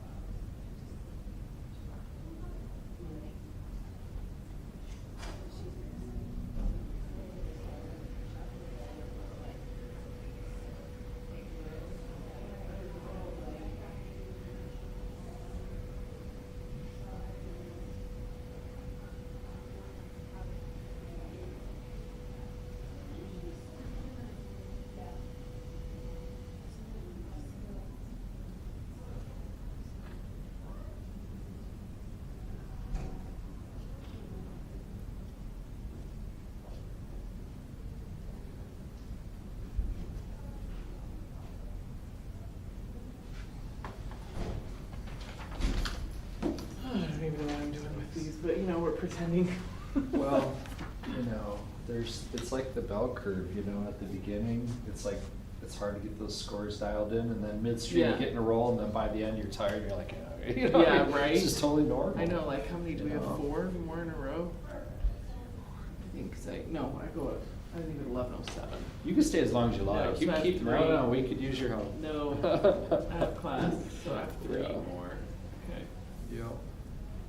This is my first year in like 10 years not grading A-push essays at the end of the school year, working for College Board. Oh, yeah. And I said, I just need a break, because I just moved cross country and new school and everything. But like, at the very end of the year, it's like, okay, lock in for like 9 days, 8 hours a day, just grading papers. And it's Oh my like, we got paid goodness. pretty well, and it was cool, but like, this is kind of like that in a certain sense. Yeah. You just got to stay on, you got to be consistent. You know, Yeah. It's so hard. Yeah, yeah. So which classes are you teaching currently? The juniors and seniors, government and Oh. history. Okay. Yeah. And does that fill your whole schedule, just Yeah. between those two? Okay. Yeah. Cause what? The next year, I'm gonna probably start taking over NHS for Melissa.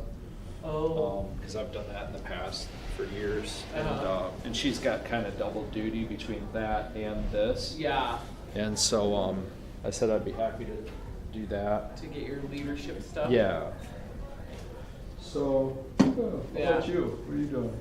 I'm gonna help with CJHS to in my leadership, because I was like, oh, I'm glad you set reminders about it, because this is only my 5th year teaching. Oh. And so,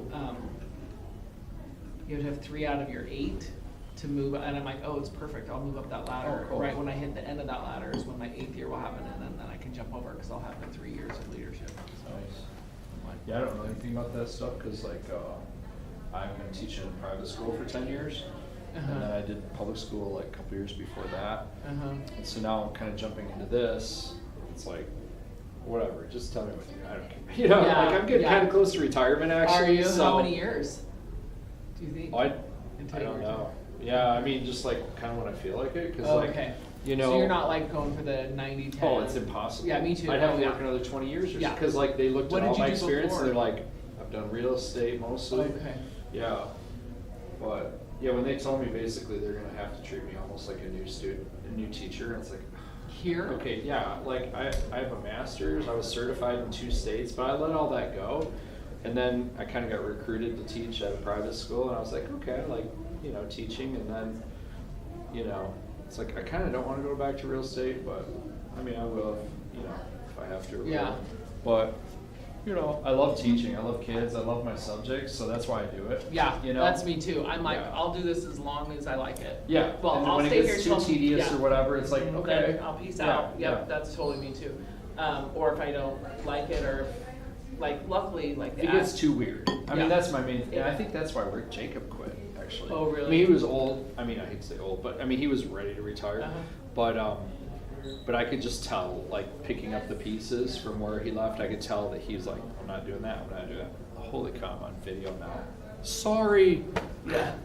You know, life, right? Yeah. So, anyhow, yeah, it's cool. Yeah, yeah, that's how well, Molly's here, so I'll be here for at least the 4 years that she's here. Cool. So we started Yeah. at the same time.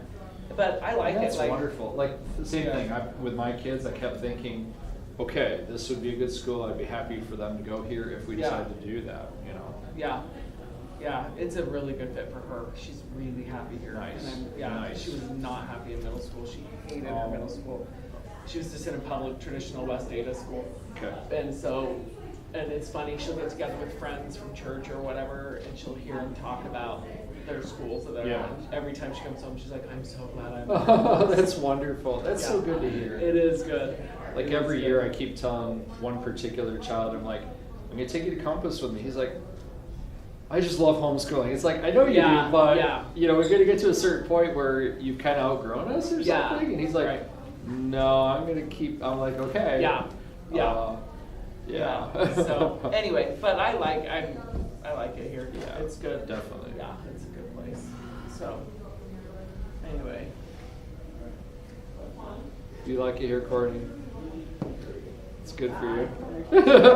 Anyway, oh yeah. Oh no, that's I not know. gonna happen. Actually, for me. No, if I That will ever never if I happen. left here, it's like I wouldn't go there. I'd go junior college or BSU, or I'd go into like the math, educate like the Yeah. state level, Right. or one of the why can't I think of the names of them that are all at the universities? Sure. Like I can't remember what they're called, but anyway, like that's what I would do next. I would not go to nope, or a traditional public school. Yeah, I wouldn't be a good. I fit did that for them. 2 years, and I'm like, bye bye. Yeah, I did it for 4. Yeah.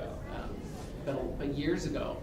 Oh, It me was- too. It was Like rough over 20 then. years Yeah, ago. me too. And Yeah. it was rough then, and I'm like, Likewise. I can't like. Likewise, yeah. Yeah. So, anyway. Still live streaming. Yeah. So there was this one experience I had. this student, I could just tell he was high a lot, and he and his cronies would like hang out, and they were like freshmen or sophomores or something. And so I talked to the counseling office. I was like, hey, just so you know, this is happening. And, oh, I didn't know. I was like, okay, I just want to let you know. Like within a week, the kid and all his cronies kind of get all up on me like, hey, heard you narked on us. And I was like, nice job, counseling department. Oh. That's the way to go. Yeah, Right. just go tell Go them tell which which teacher teacher. was concerned. Uh-huh. That works good. Mhm. Yeah, that kind of thing That- got old fast. Oh, I know. At the time, it was the largest public school in the state in Arizona because they hadn't split up. Like the following year, they Yeah, were split up. yeah, so we at had like that time. 2,000 high schoolers. It was just nuts. I was in Yeah. a portable, like out in outer space, and Yeah. It's like, I mean, I loved what I did, but. That's how like Yeah. Rocky was before Oh, Wyoming yeah? was built. There's like 2,500 kids in there. Like That's it just insane. like 5 portables. Like it was Right. insane. Okay, what time do we start again next? 18 after, I think. Yeah. 18. Do I have time? Yes, we have tons of time. Oh yeah, I got it right. I've heard. I had a math teacher who had a cart that she had to move around for each class. Could you imagine? No. You'd be like, no, I don't mind sharing a room or whatever, but I'm not gonna be doing that.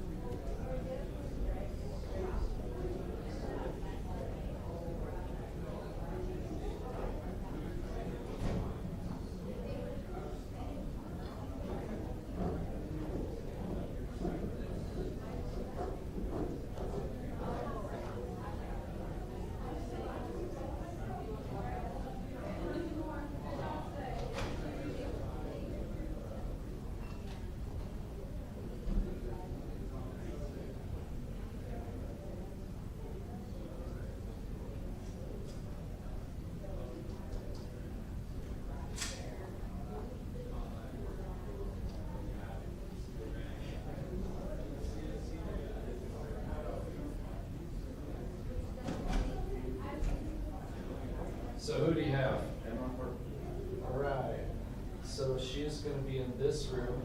She'll be the second one after break. We're going to begin at 10:18, and then she'll be after that. So great. Thank you. Is that all right, Mike? Come on in. All right. Thank you.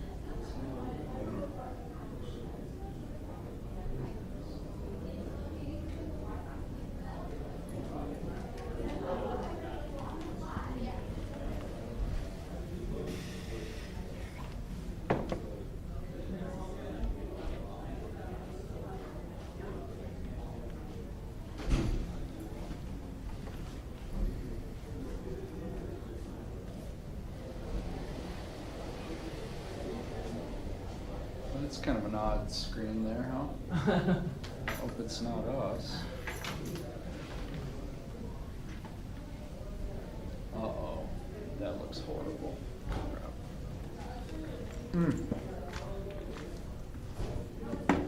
Okay, well, if in doubt, you do a hard Yes, reset, right? always.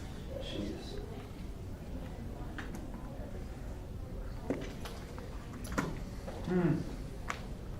Okay.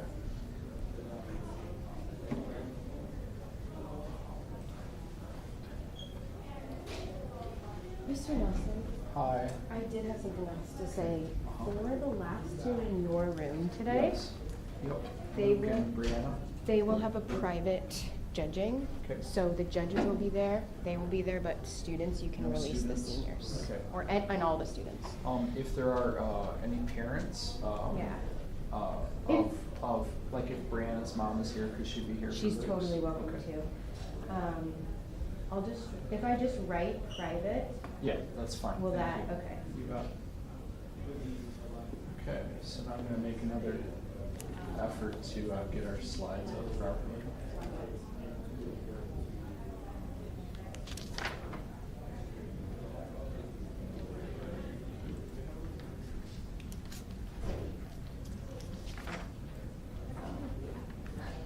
Is Sam next?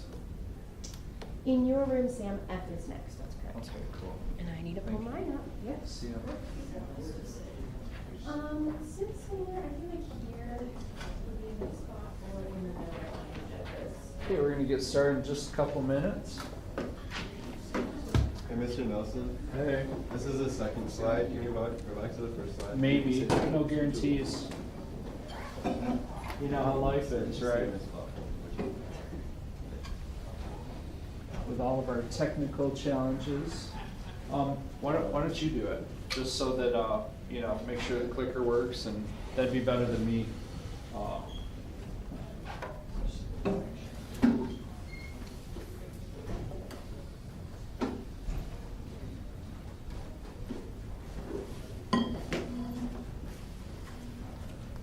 Did the first one just say like senior project or something? This is the first slide. Oh, okay, cool.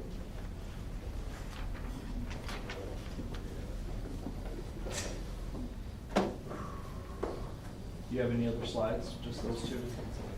It's not Point working. it, make sure you point it this way. Oh, sorry, yeah. This way. Yeah, we have a little technical thing. So it's, the Oh. USB connection is in the computer, so keep it pointed there. Or you can do it behind your back thing if you wanna do this, right? Get extra points for stage presence if you do. Okay. So, make sure this is close by. And you just need a form. Okay, I'll go there. Cool.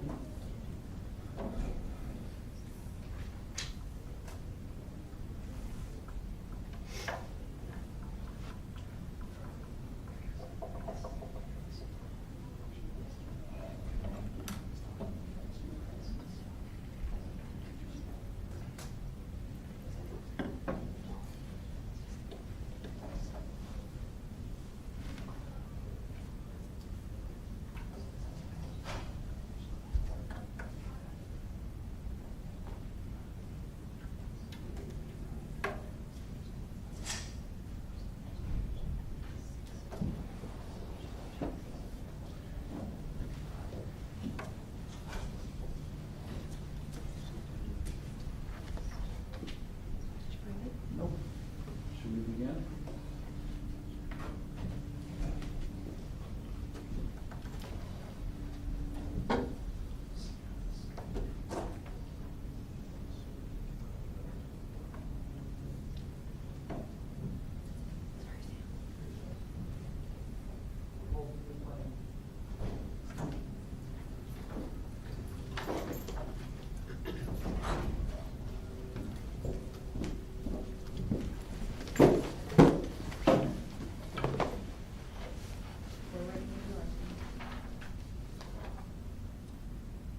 All right, my name is Sam Fouts, and I'm comparing my high school career to being a gardener of success.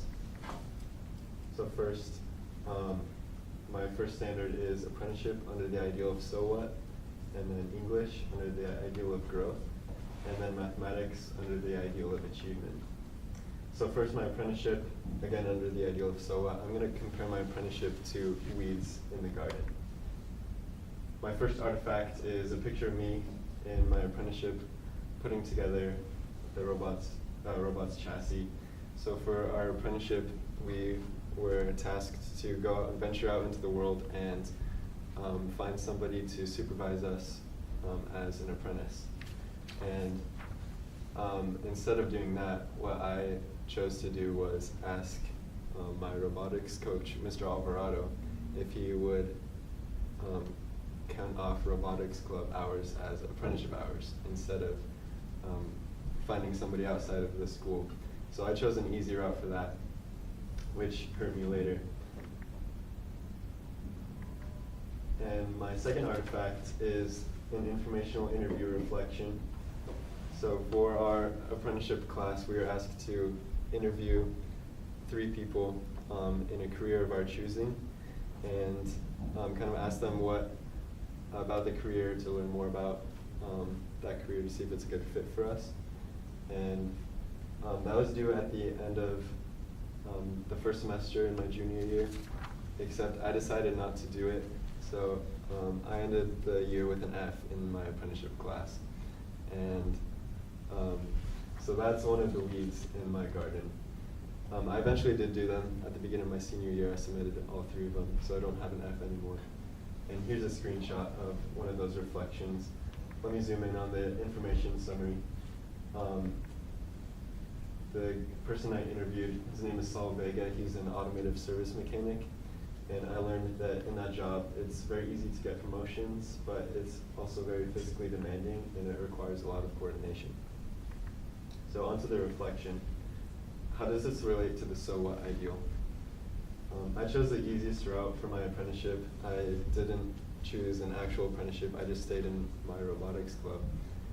And I procrastinated my informational interview reflections, which hurt me.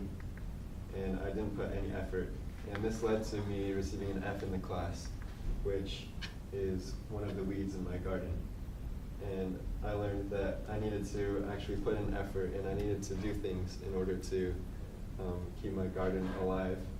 If you don't put any effort into your garden, then weeds will pop up and they'll choke out other plants and steal water and nutrients from those other plants. And my second standard is English under the ideal of growth.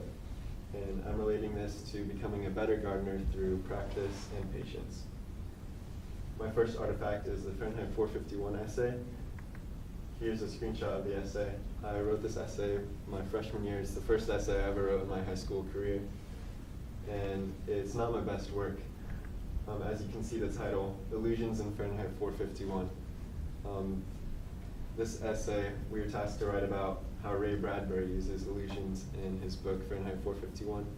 And so the title, it's pretty boring and it's not unique. And onto the thesis, which I've outlined in red. These illusions describe the character of the people in the book because they put a better picture in your mind of who the people are or what they're doing. So this thesis is pretty poorly structured, and it's pretty wordy, and the rest of the essay is worded like this, or similar to this, and it's very difficult to read, and it's just not my best work. But comparing that to, and the works cited, outlined in red, I outlined the secondary sources that I used: History.com, Wikipedia, and Encyclopedia Britannica, which are the 3 worst sources you can use in a research essay. And also in red, these are the formatting errors that I have in my works cited. So there are a lot of errors in it, as you can see, and I'm also lacking a lot of citation information. Now compare that to my second artifact, which is the 12th Night essay. This essay I wrote in my senior year, and there are several prompts for this essay. I chose to write about Festi the clown in the 12th Night, and how he, rather than being a clown, he is more of a narrator in the 12th Night. And the title of my essay, Festy the Narrator, kind of emphasizes that. It's a pretty unique and informative title. And my thesis, outlined in red, says, in the 12th night, Shakespeare uses the wise fool Festy to emphasize the importance of having an outside perspective of the workings of the world, as it opens people's eyes to see their foolishness, allowing them to correct it. So this thesis, it's very nuanced, it's very well written, and it's just a good start to a great essay. My work cited, there's a single formatting error that I've outlined in red for you, compared to the several in the previous work cited. And I also used 3 scholarly peer-reviewed sources, 2 from JSTOR, one of them was a book that I found. And the reflection, how does this relate to the ideal of growth? Well, it has improved throughout my English and my high school career. Virtually all aspects of my writing have improved. I can research better, I can integrate my sources better, I have much better sentence structure, and my essays are a lot more fun to read now than they were before. And how has this improved? With practice, I've written so many essays throughout high school, and with every essay I wrote, I just increased just a little bit more, and which has led to the writer I am today. And with a lot of patience, it took a lot of time to become the writer that I am now. And how does this relate to being a gardener of success? Becoming a good gardener doesn't just happen overnight. It takes a lot of time and it takes a lot of practice, planting plants, planting seeds. It takes a lot of practice to be good at that. And now I am pretty good at writing, in my opinion, which has come through the practice and patience. And now I know that if I practice things enough, if I'm patient enough, I can become good at them. And the third standard, mathematics, under the ideal of achievement, and I'm going to connect this to harvesting a garden and reaping the rewards of all the effort that you put in. My first artifact, the pre-calculus chapter 6 test. I took this test in my junior year. It was one of the last tests I took in pre-calculus. There are 7 standards on this test, so there were so many topics on it, both trigonometry and college algebra in this test. It's 8 pages long. This was the 4th page of the test, just to keep it concise. And I achieved 4s in every standard on this test, miraculously. Looking at one of the problems, I needed to solve this logarithmic equation, and as you can see in the bottom circled, I got the question right. And on to my next artifact, calculus chapter 2 test. This was the first test in my calculus class at the beginning of my senior year. There's only one standard on it. Since it's the first test, we only learned one topic, so we couldn't be tested on stuff we haven't learned yet. So there's only one standard, limits of a function. I received all 4s on this test, and that set a precedent for the rest of my calculus year, because since I aced the first test, I wanted to keep that up and ace the rest of them, which I have done, and I'm really proud of that. And on this test, I made a single mistake. Highlighted in yellow, I thought 1 plus 1 was 1, not 2. But the numerator is still 0, so it didn't end up mattering anyway. And the reflection, how does this relate to achievement? So I achieved high grades and good test scores throughout my high school career in math. And that happened because I was very determined. I'm a math guy, and so I wanted to prove that I'm good at math by getting high test scores and getting good grades. And so I always studied for my tests, and I always did my homework, and I made sure that if I didn't know something, I would just keep working at it until I got it. And this relates to a garden, because harvesting the rewards, it's like harvesting the plants, it's like getting good grades. I got good grades, which is like harvesting the vegetables. After all that work, you can eventually get the vegetables and make a good meal out of the food that you harvested. And that taught me that I work at something hard enough, then I can eventually get rewards from that. And through all the hard work that I put into math, that taught me that I can put hard work into like anything that I put my mind to and get success from that. Thank you for listening. And now I'd like to open it up to the judges for any questions they might have. I have a question. So you said your apprenticeship, you stayed here, you took the easy route. Mm-hmm. And sometimes when we do that, we can live with regret or Yeah. regret that we had made that choice. How do you think you can take what you learned about that to help you weigh out options of like, oh, which way do I want to go on a decision? Because you're going to have decisions your whole life. But how can you take that lesson into your future? Through my apprenticeship, I learned that like things are going to be hard in life, and I just have to like tackle them head on instead of like avoiding them like I did with my apprenticeship. And so, if there's a hard decision I have to make, I know that if I take the hard route, if it's the right thing to do, I just have to do it. I shouldn't like just push it off to the side. I just have to do it. So going off of that, so obviously, you know, you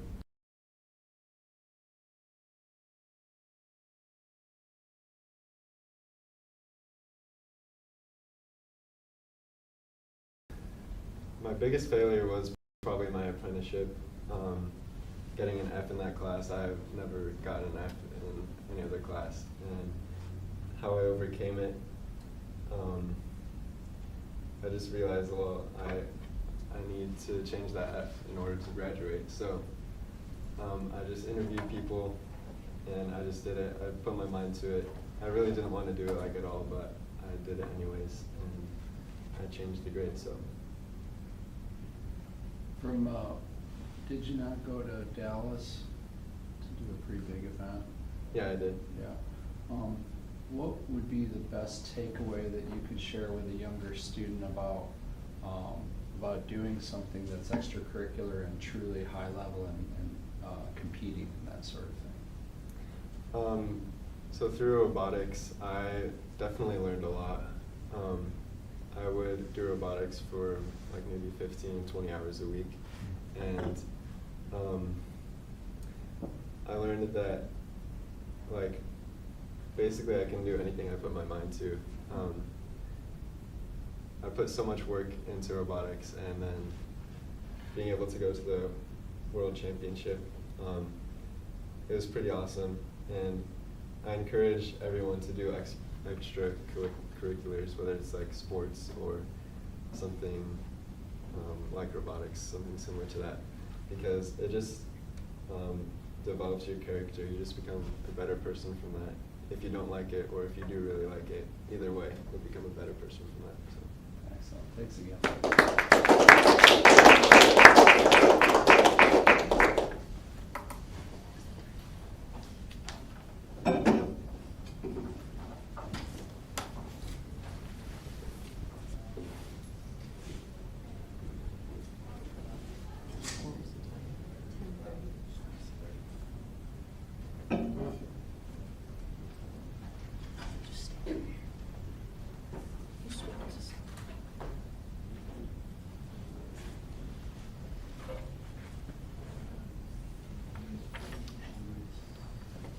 Probably heard the recommendations of 20.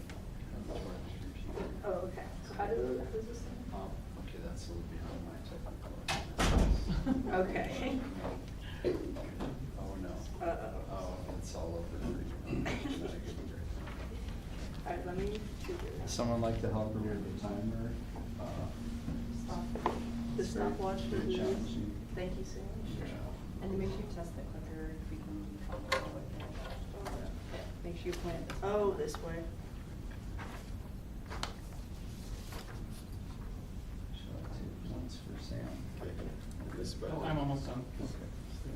Is it not working in the? Which button do I press? Do I press these two? The two arrows, yeah. And to start the timer, you just hit this button. Sweet. It's not really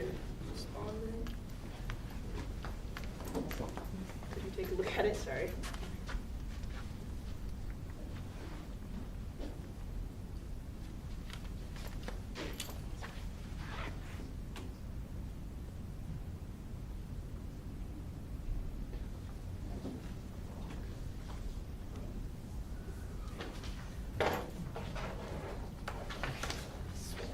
It's working now? Now that's it. Is it not working? I don't know why it's not working.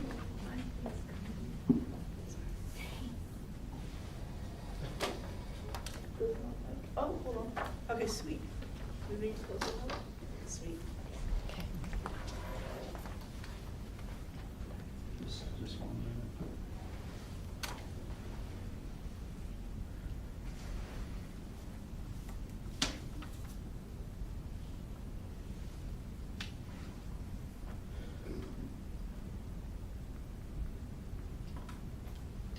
Okay, thanks.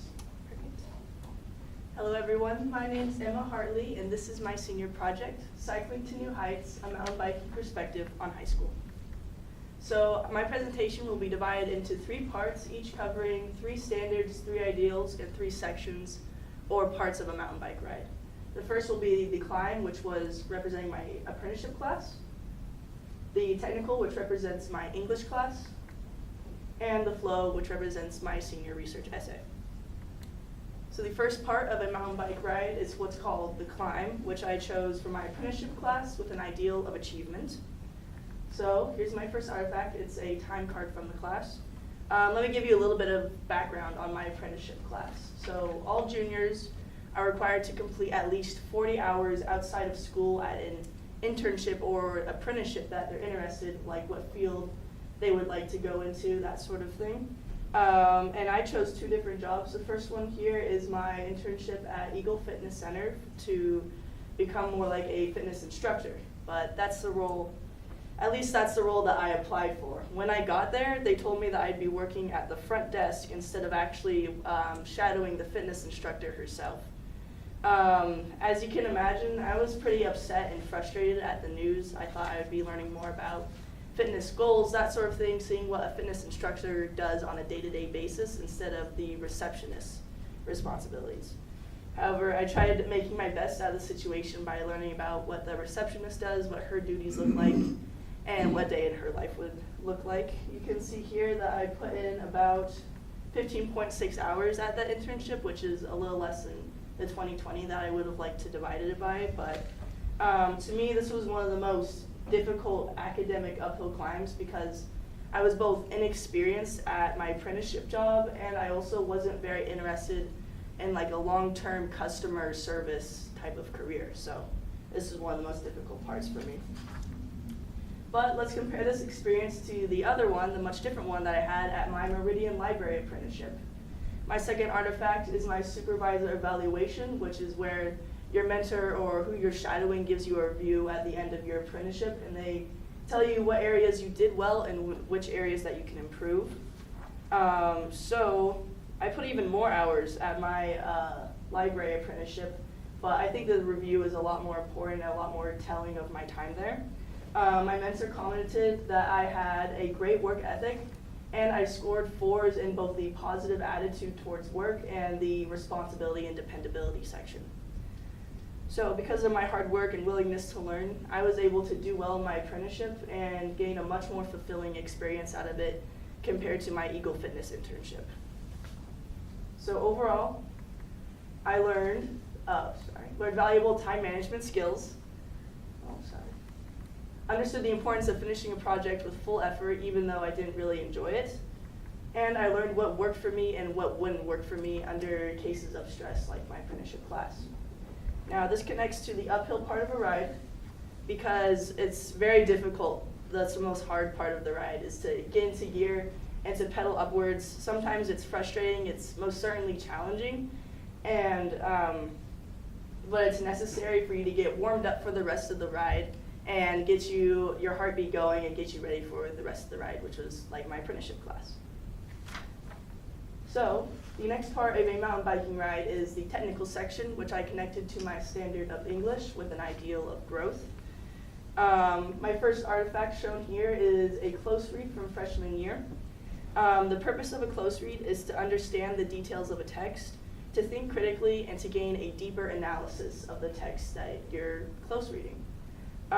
You can see here that there's a general lack of highlights, observations. The only written detail that I have here says conflict, Harrison has escaped, which I'm basically just summarizing what I've just read. I'm not connecting it to any outside material, I'm just summarizing the close read. So, compare this to my second artifact, which is a close read from my British literature class of this year. You can see plenty of interpretations on the right side. I've numbered them. The highlights are important and they highlight like chosen details of the text. You can see here that I identify the ABAB poetic structure of the poem. I define words, especially like the archaic ones, because this is an older text. I define the words that I didn't understand or that would add meaning to the text. And I connected it to outside literature that we didn't even read in class. In this case, I connected it to the Bible. So, overall, these two artifacts show that my ability to analyze, understand, and critically think about a text increased exponentially because of the difference between those two different close reads. So I connected this to the technical part of my mountain biking journey because a technical part of like a ride is a rocky or a difficult part that you need to look over, and specifically you have to do what's called picking a line during a technical section. Picking a line is picking the smoothest part through the technical section, the easiest part to go through, and the least rocky.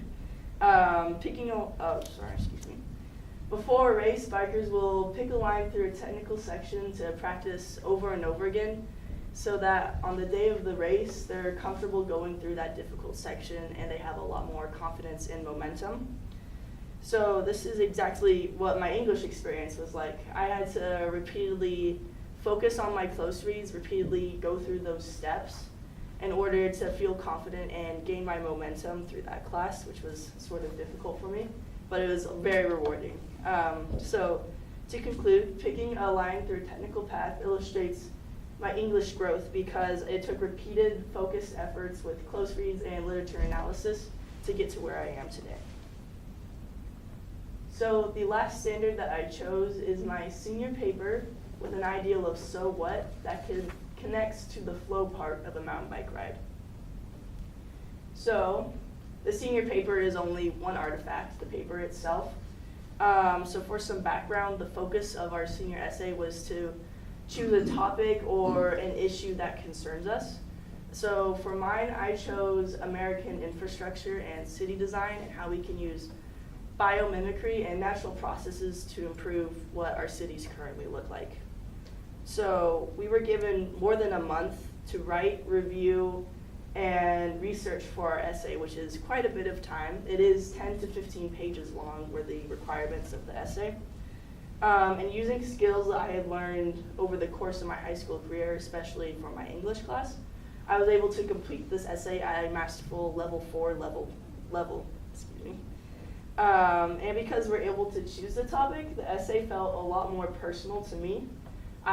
Since city planning affects me on a day-to-day basis, I had a lot more incentive to do well on the essay, and I had a lot more interest in the subject material itself. So, and while I'm not majoring in civil engineering, finding and presenting research that important to me made it a lot more seamless. So, combining my English skills, interest in the issue, and experience that I have in English, I was able to complete it at a level 4 level. Here you can see the details of a well-structured paragraph. I include the introduction. I creatively and did the introduction well to introduce the evidence and the material that I was presenting. I had 2 pieces of evidence here in one paragraph, which is a level 4 level to include 2 pieces of evidence. I analyze the meaning of the evidence and how it connects to the overall presentation of my topic. And I have a conclusion at the end of the paragraph. All of these parts are necessary to create a well-structured paragraph and eventually a well-structured essay. So, From all these factors combined, you can see my mastery and growth of the senior essay. But what does this all mean to me personally? I connected this to the so what ideal. So what does that mean in the big picture? So to me, my senior essay means that I'm interested in a real world issue that affects me on a day-to-day basis. I'm willing to learn more and learn deeply about a subject that I'm interested in. And I'm able to present information in a concise and impactful way. So I connected this to my senior paper flow. The flowy part of the ride is the part where there's a lot more smooth terrain, as you can see here. The turns are wider, and you have a lot better visibility of the trail ahead rather than you would during the climb or the technical. So getting to the flow of the ride is one of the most rewarding and personally exciting parts of a mountain bike ride.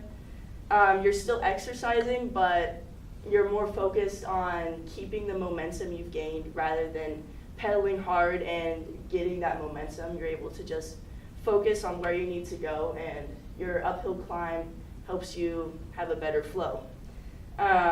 This is like my senior essay because the riding skills that I got throughout my high school career helped me to experience this flow to make researching, writing, and presenting the senior essay a lot more fun and a lot more seamless than it would be if I did it in freshman year.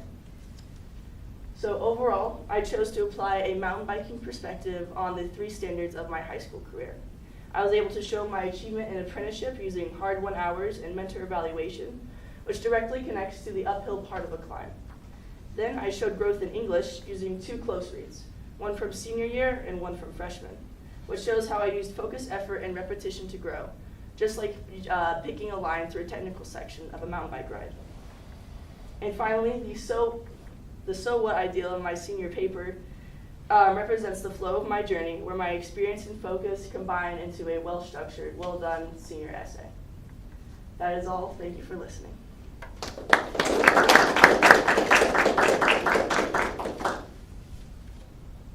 Questions? I assume you're going to be doing more mountain biking in the future. Yeah, this summer is going to be a lot for me. Yeah. So looking off into the future beyond the summer, as far as your location and your future years, how are you going to, what would you do proactively to keep all these lessons that now are synthesized with your love for biking into your life? How are you going to create space or time for that?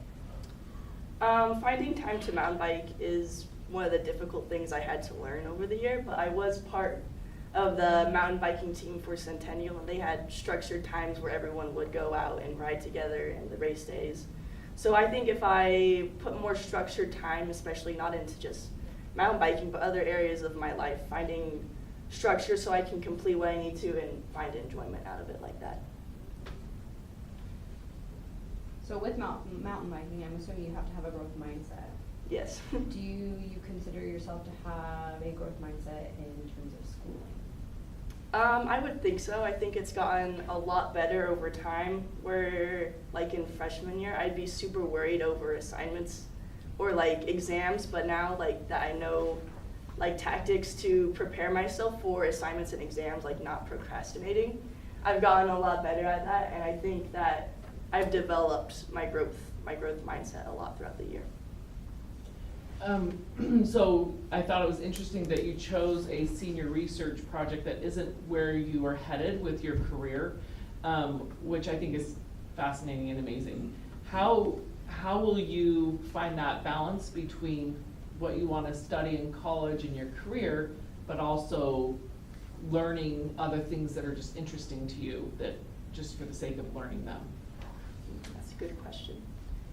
I think that like with Mr. Nelson's question, having the structured time of school and time to find other interests or do more recreational stuff will help me. And especially during college, I won't be working during college, I'm planning just to focus on my studies and enjoy my time there rather than try and cram in work and school while I'm at BYUI. So I think that once again, having that structured time and continuing to stay curious about problems and issues of the world around me will help. Again.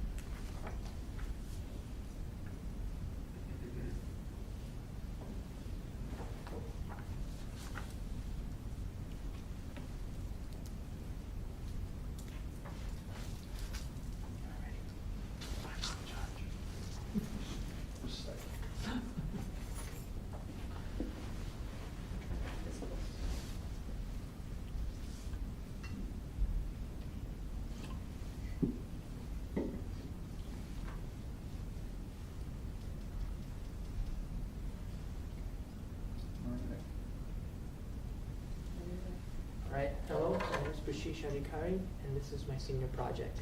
Okay. So, I'll be doing, my extended metaphor is a road trip, and I'll be splitting it up into 3 parts. So I'll be starting with the planning stage of a road trip, the detours on the road trip, and the ending destination of the road trip. Okay, so for standard 1 math, I'll be connecting it to It's better to point right up. the ideal of growth, which is planning and understanding what you'll face in the future. So for my first artifact for math, this is Integrated Mathematics 3. I took this in sophomore year. So this class was different compared to how in 9th grade I did Integrated Mathematics 2 fully online. This one was different, as this is the first time I actually had to study. I always winged it on math tests, and I always thought I'd do well on this one. Of course, I didn't do well on this one, and I fumbled on a very simple mistake, and I was spoiling. And as you can see, Miss Gregg specifically asked, how do you square a binomial? What's a binomial? I didn't know what a binomial was. I didn't know the definition of what a binomial or a trinomial or a polynomial, wherever that was. I never knew what that was, which is probably one of my main issues. The second issue was that I did do the binomial correctly. I just didn't plug it into the equation. So that's the second little mistake I did, which cost me this terrible grade. And now connecting this to planning your entire road trip, it's that you have to think ahead of your road trip. You have to think about what you have to do before you actually go ahead and do it. And I clearly did not plan ahead. I just winged this one because I thought I would do well. And so on the second artifact, on this one, I learned how to actually form this one. Yeah. Okay, so on this one, I talked to Ms. Gregg for the first time. I talked to her about a specific problem I had. This is very simple, foiling, very simple. It's just a little minor thing that I look back on and I think, how could I possibly mess up on this? And she said good work because I specifically talked to her about this, and she taught me how to do it. And connect this back to planning your road trip. It's always little misconceptions that happen on a road trip, like planning for weather, planning for what you have to bring that can bring you down your road trip. And connecting this back to my ideal, back to my ideal of growth. So my growth was when I learned that I have to plan ahead with the things I do, and not just wing it, because I still sometimes do that. I still try to wing things, especially presentations like this one. I'm not gonna wing this one. I practiced it. Yeah. So then on detours, I'll be talking about my second standard, which is technology. And I'll be connecting this to the ideal of achievement. So this is the detours I took along the way that interested me. So first, for technology, surprise, I did Vex Robotics. So when I first started Vex Robotics, I wanted to become, the coder, which of course didn't work out. So then next I tried to be the builder, of course. I tried my best at doing that one, but it didn't really interest me that much. So I gave the first season a shot for me. Second season, I tried to give another shot for me. And I tried to have a desire to build and design this robot over here, what we did on the first season, but it never really came up in me. So, and I consider this as a detour because I thought Vex Robotics when I first started was going to be like a new path for me, something that I could pursue in robotics specifically. And the more time I spent with robotics, the more I realized it kind of really wasn't. And that's what, in the second artifact, during the third season, near the beginning, is when I first started dealing with 3D modeling. This is very simple. It's just a chassis of the robot. It's not really that much, but it meant a lot to me because this was the first time I actually thought 3D modeling. And this was a huge boost to my confidence in 3D modeling. And I realized how important 3D modeling was, not just robotics design, but literally anything that can do that. And that's why 3D modeling became a career path for me. This is why I started showing interest in AutoCAD, especially AutoCAD electrical engineering. And this whole detour I took for something that interested me became something else. It connected back onto my main road as an achievement of mine because I realized what I want to be now when I grow up. And that is an AutoCAD electrical engineer who applies 3D modeling to the aspect of electrical engineering. And I'm very happy I took this detour, as it shaped me like what I should pursue in the future. All right, and then lastly, for my last standard for history, I'll be connecting it to the ideal of so what. So the so what is the relief and reflection after the end of a road trip. So I'll be talking about the first standard, the first artifact. This one is SFI Revolutions. This one is about, this was during, I believe, junior year of high school, during Mr. Jacobs' class. This SFI was about Thomas Jefferson's new idea of a new world order, where the common people will rise up and establish something new out of it, a new whole world view about something. And specifically, just the macro here, just the first sentence here, reading that one, the present day, the French Revolution, the defining image of oppression and authority government in charge. Now, when I read that, when I read this macro, I thought back to it, and in connecting this to the end of the road trip connection, the whole concept of the French Revolution was to set up a whole new worldview, a whole new idea that's supposed to change and shape and mold the France as a nation. And they inspired this from the American Revolution because they wanted to build something new out of it, a new worldview. And that's what I thought what I got out from the SFI. And this is what led me to the second artifact, which was the Native American project about the Sioux. So the Sioux, they underwent similar things as other Native Americans. So preservations, they, and I connected this to SFI Revolutions because they of course tried to rebel against the suppression of American manifest destiny, but it didn't work out. And of course they lost.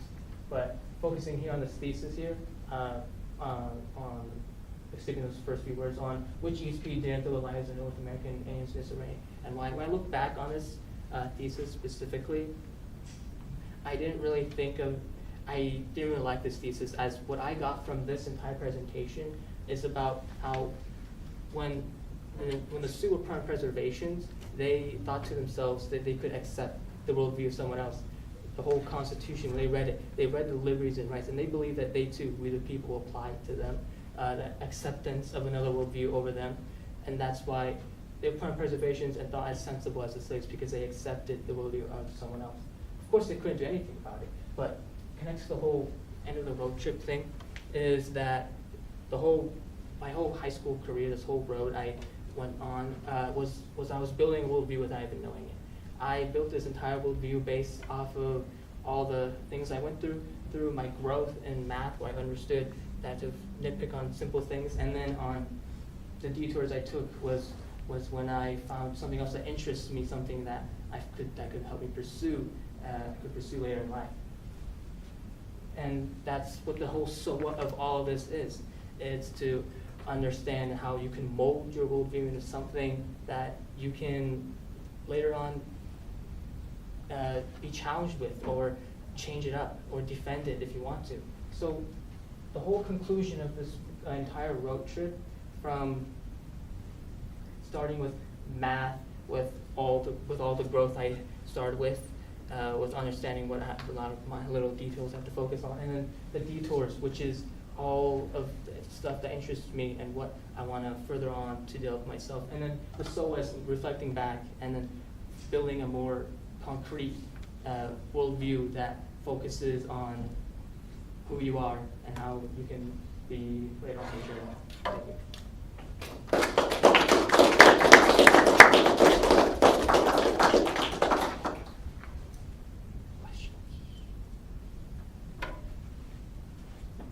So I have a question. You said in your the detour of you were experimenting with robotics, and you had this idea of the VEX robotics that this was it, this was going to be the thing, and then you discovered that it wasn't. Yes.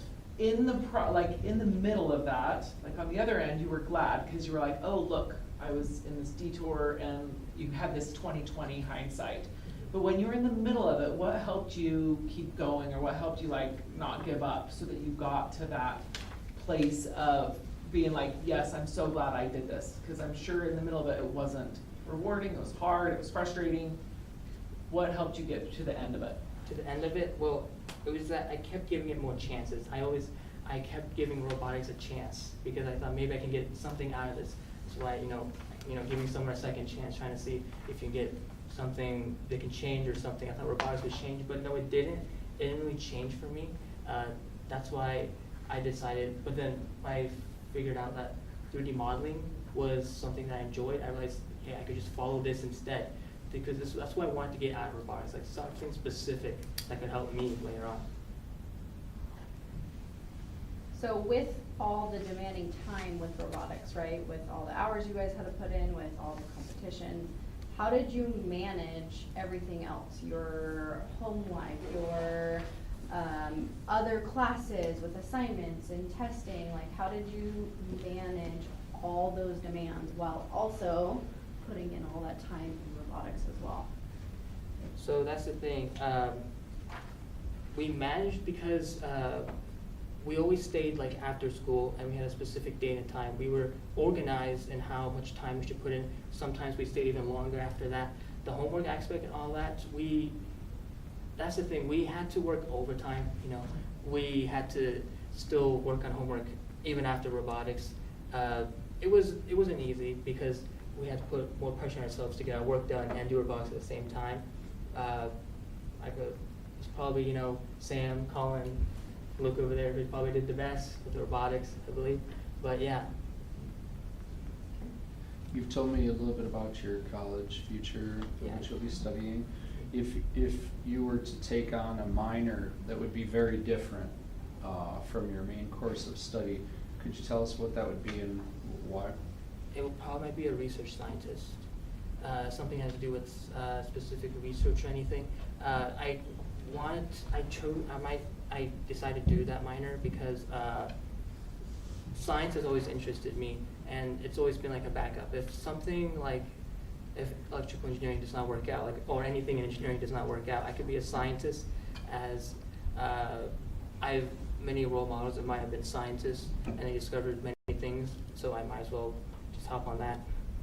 Awesome, thank you.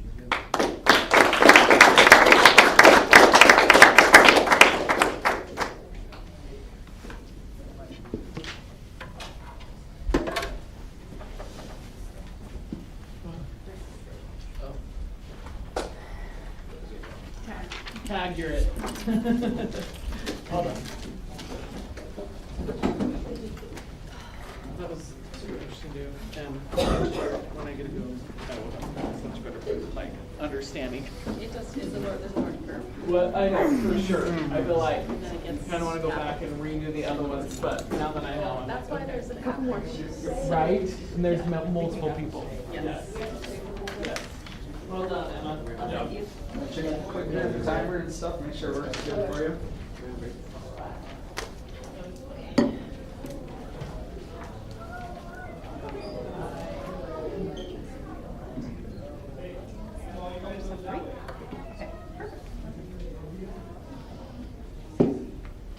Alright, so you and I don't have another scheduled person for Cadence? for right now, yeah. So it would be great to draw in a volunteer, and I'll see what I can do. We got 4 minutes. Okay, so that's plenty of time. Yeah. Do you want me to go try and find someone too? Walk out. Oh, you know what? Okay. Is it start, stop, reset?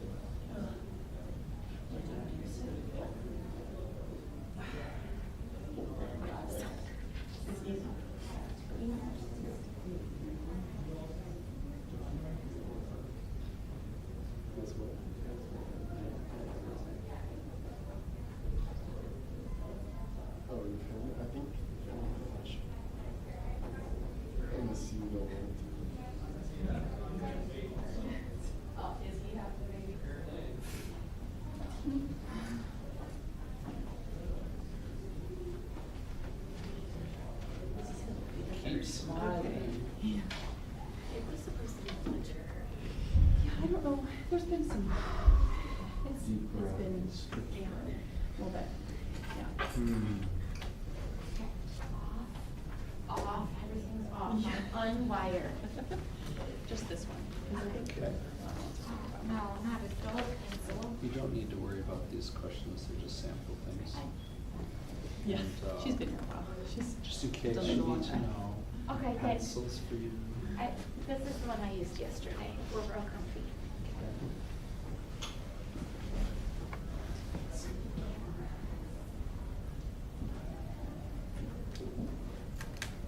Because we are so live.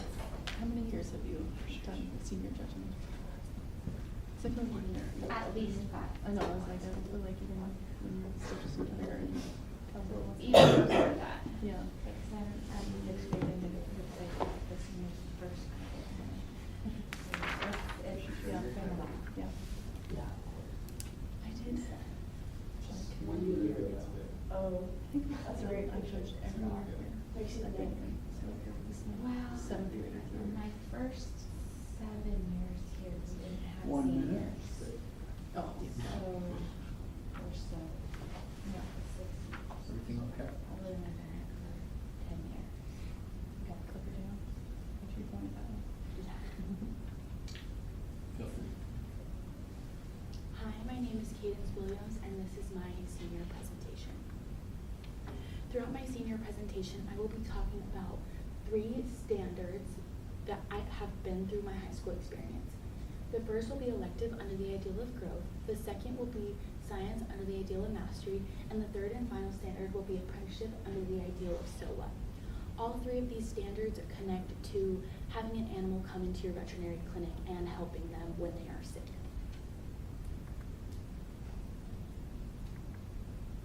My first standard is elective under the ideal of growth. My first artifact for elective is my psychology midterm, which I submitted during the 2nd semester of my junior year, and we were asked to analyze an entire episode of a TV show of our choice, and I chose Gilmore Girls with the term need to belong. As you can see, there's very little analysis there. There's not deeper meaning, and you can't really point out the definition just by looking at that section. If we zoom in more, my definition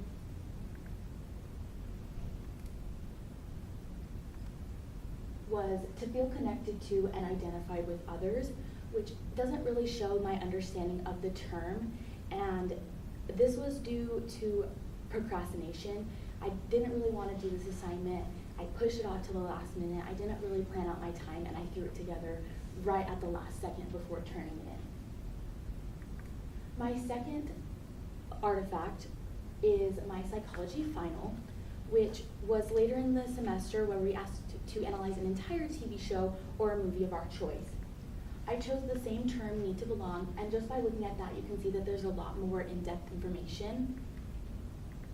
You can also see that my definition is bolded and that there is that analysis, and I felt that I did the best I could on this presentation.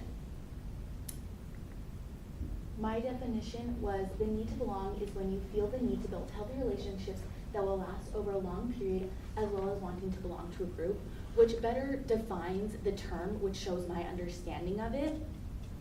And this is because I had planned out my time, I had understood how to plan out my home life, hanging out with friends, and school. And I did this by having specific days that I would do this project and how much I wanted to get done during that time period that I had allotted to myself.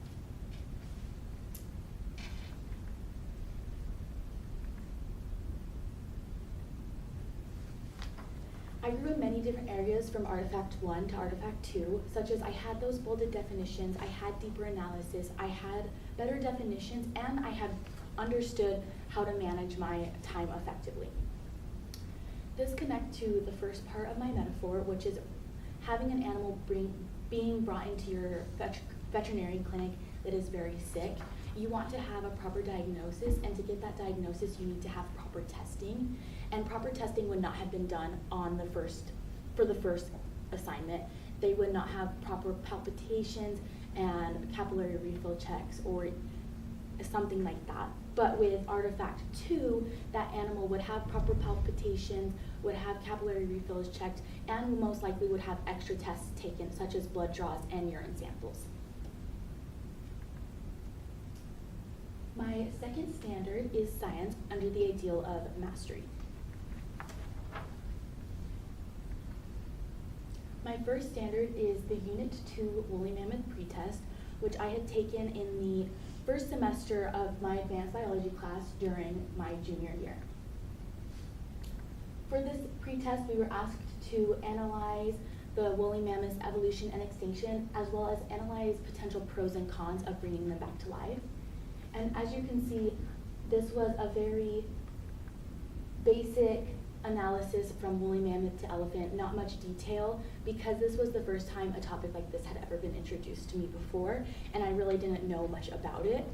But thankfully it was only for a pre-test, so it was just for the teacher to get better knowledge of what she needed to teach.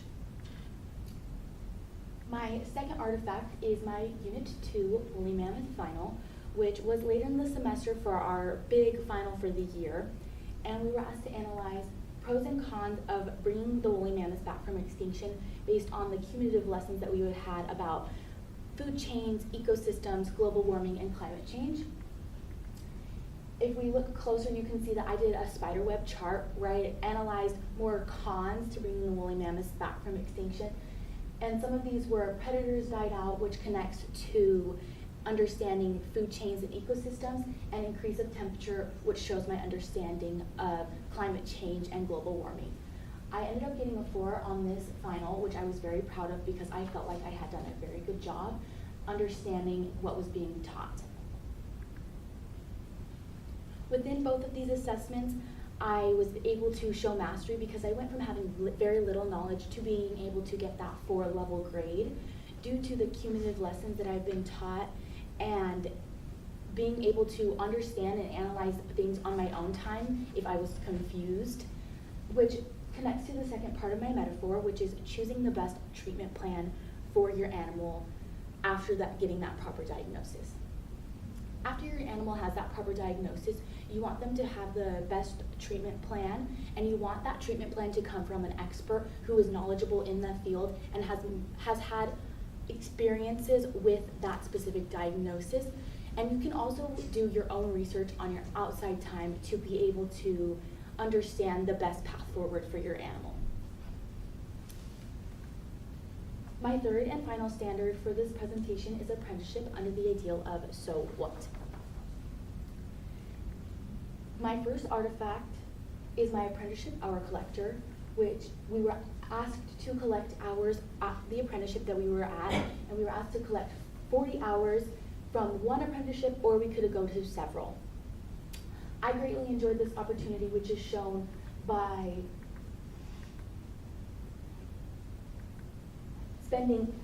sometimes spending 5 to 7 hours. So basically from the time that I was done with my last class of the day to the animal clinic closing, because of how much I enjoyed being at Intermountain Pet Hospital and shadowing at the clinic.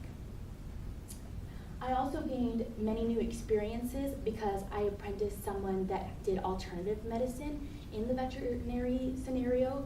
They did acupuncture and laser therapy, which was really cool to experience, as well as being able to watch several different surgeries and dental cleanings. I ended up being able to complete all 40 hours here, which I was very grateful for because of the experiences that I was able to gain and being able to understand and know that I was on the right path. My second artifact for apprenticeship is my final reflection, where we were asked to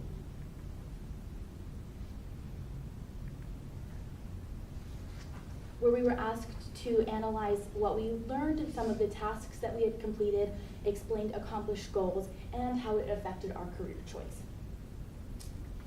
This impacted my future because I was able to understand what it's like to be at a veterinary clinic and work in it, and not just the basic understanding of helping animals. I understood that I was on the right path, and you can see this by this quote from this section that says, This helped me find out that I was on the right path because I love to be with the animals and to be able to help them to the best of my ability. I also learned that there is many different pathways within this career, such as radiology, ophthalmology, and being an OBGYN for dogs, which shows my career decision.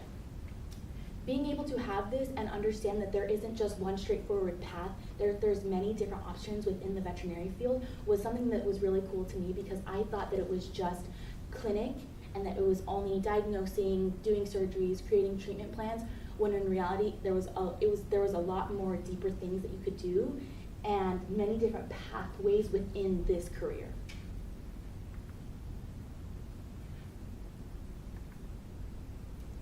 Both of these artifacts are important because I had gained knowledge about being a veterinarian.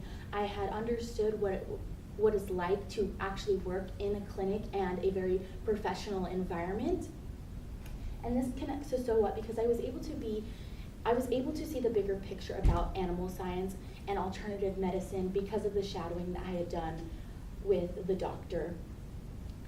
This connects to the third and final part of my extended metaphor because you want to see that treatment plan through. You want to help your animal by going through giving them the medications so that they can be happy and healthy again and have the best quality of life. This connects to my overall high school lessons because I was able to grow, master, and find the so what in my life throughout my science, my history, my apprenticeship, and all the other different things that I had done throughout my high school career.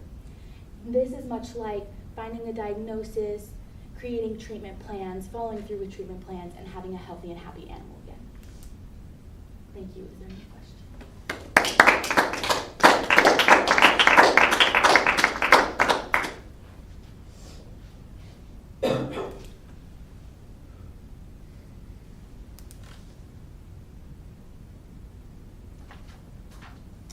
Just 'cause I know a little bit more about this topic than most. Have you decided yet whether you want to do large animal, small animal, or do special like veterinarian stuff? I haven't. I kind of have this idea of going into just household animals, but I think my mind might be changed because of all the opportunities that Washington State has to offer, because of all of the livestock that they have. And like they even have bears on their campus, which is really cool. So I could even get involved with wildlife veterinary medicine, which is like so like cool. So you touched on it a little bit there, but walk me through like the plan now. University of Washington, I'm assuming. Yeah. So Washington State University, I hope that I can get my bachelor's and go all the way through there to get my degree in veterinary sciences. And I'm under the impression that I'm going to stick with small animals, household pets like cats and dogs, but that might be changed because they have like cows, they have pigs on their campus, and they also have marine life on their campus, which is something that I'm really grateful for, to have the opportunity to go there and further my education. So they took all the fun ones, because obviously like, I was like fascinated too. But no, this should be good too. Just because it is a capstone event that you're doing now. So thinking in that sense, and here you are ending one chapter and starting a new one. What do you think has been the biggest character growth for you having been at Compass?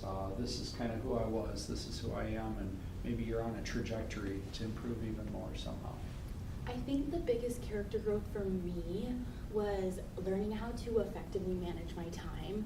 That was something that I had always struggled with. I hadn't really known what it was like to balance such a heavy school schedule as well as home life and extracurriculars, because in my freshman year we had COVID, so it was very unbalanced. We really didn't have like a solid work schedule. So I felt like going into sophomore year, I was a little bit unprepared for what it was like to actually be in a more course-heavy environment. That was excellent. Thank you again.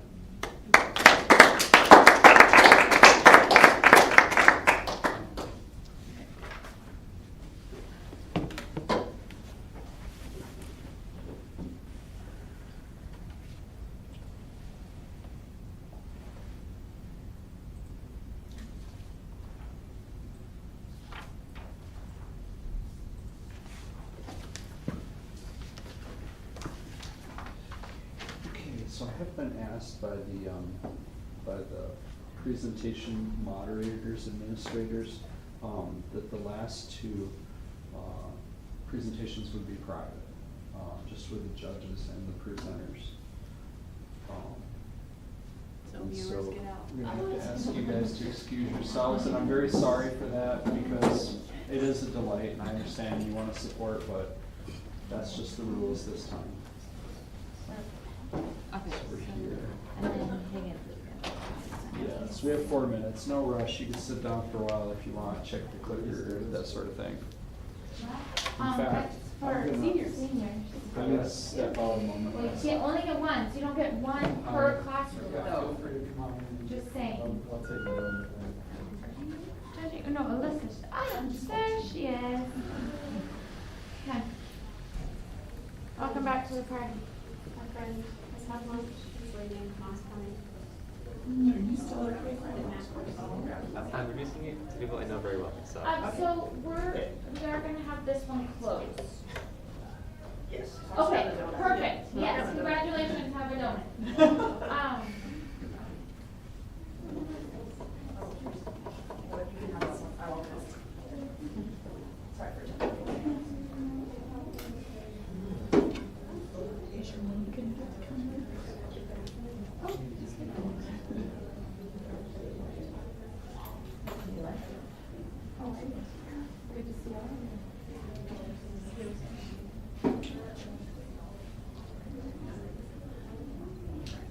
Excited?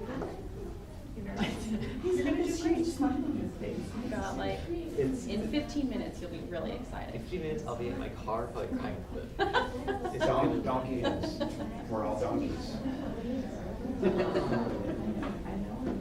Or sometimes for me, it's I'm trying to like clear my mind and think of something really gross, like cat vomit. It really just like makes you like, oh, okay. Well, the thing is, all the practice is like out of working on DC, so I didn't get to actually play practice certain things. Before standard, all flawless. Second standard, practice twice. So. It's okay. Just remember to like take a deep breath and don't do like some people just like keep talking, they get really nervous and they keep talking, they just like. Mrs. Higgins said it was okay. Take a deep breath. And she said I It's was better to breathe and to keep part of the. I prefer you to be here. Silence is okay. Well, she can see better there. Yes, I'll just. You don't have any scary pulls. Well, Right? maybe not him. Just ask some tough questions. I'm more concerned about getting a dumb question instead of like going in the loop. No. Kids, yeah, kids are tough. Preface our Kids questions are- like, this is a medium one, you know, that kind of thing. So those are there. Hey, good. The thing about the questions is like, it's really just take it, you don't have to answer immediately. Like, You know what they are though, right? Didn't they tell you here are all the questions we're suggesting? Yes. Yeah. but you don't go off of those all the time. Never. Yeah. I reviewed like 4 or 5 of them, I got nothing. Now it's gonna be like, you're not. What am I supposed Okay, to so start? 1 minute, everyone. 1 minute, please. Places. Thank you. Places, everyone.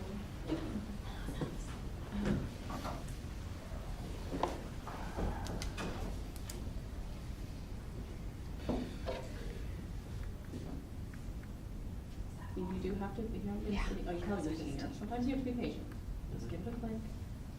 Just know that like pretty much every other Oh, presentation. I've got to push something on here. It's saying restart your computer. I'm like, no. Oh, Not If you doing say that. no, you better see how long you snooze for. Yeah, how much I'm time do you have? snoozing for an hour, so Okay. that should be plenty.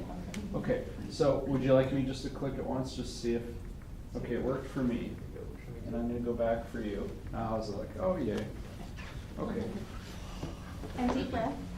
And do you want me to kick anybody in here out, or do you want No. to feel like come on out? It's all good right now. So these are all people you know? Yes. And you I'm gonna trust? pretend like I don't see them though. So. Okay. Cool.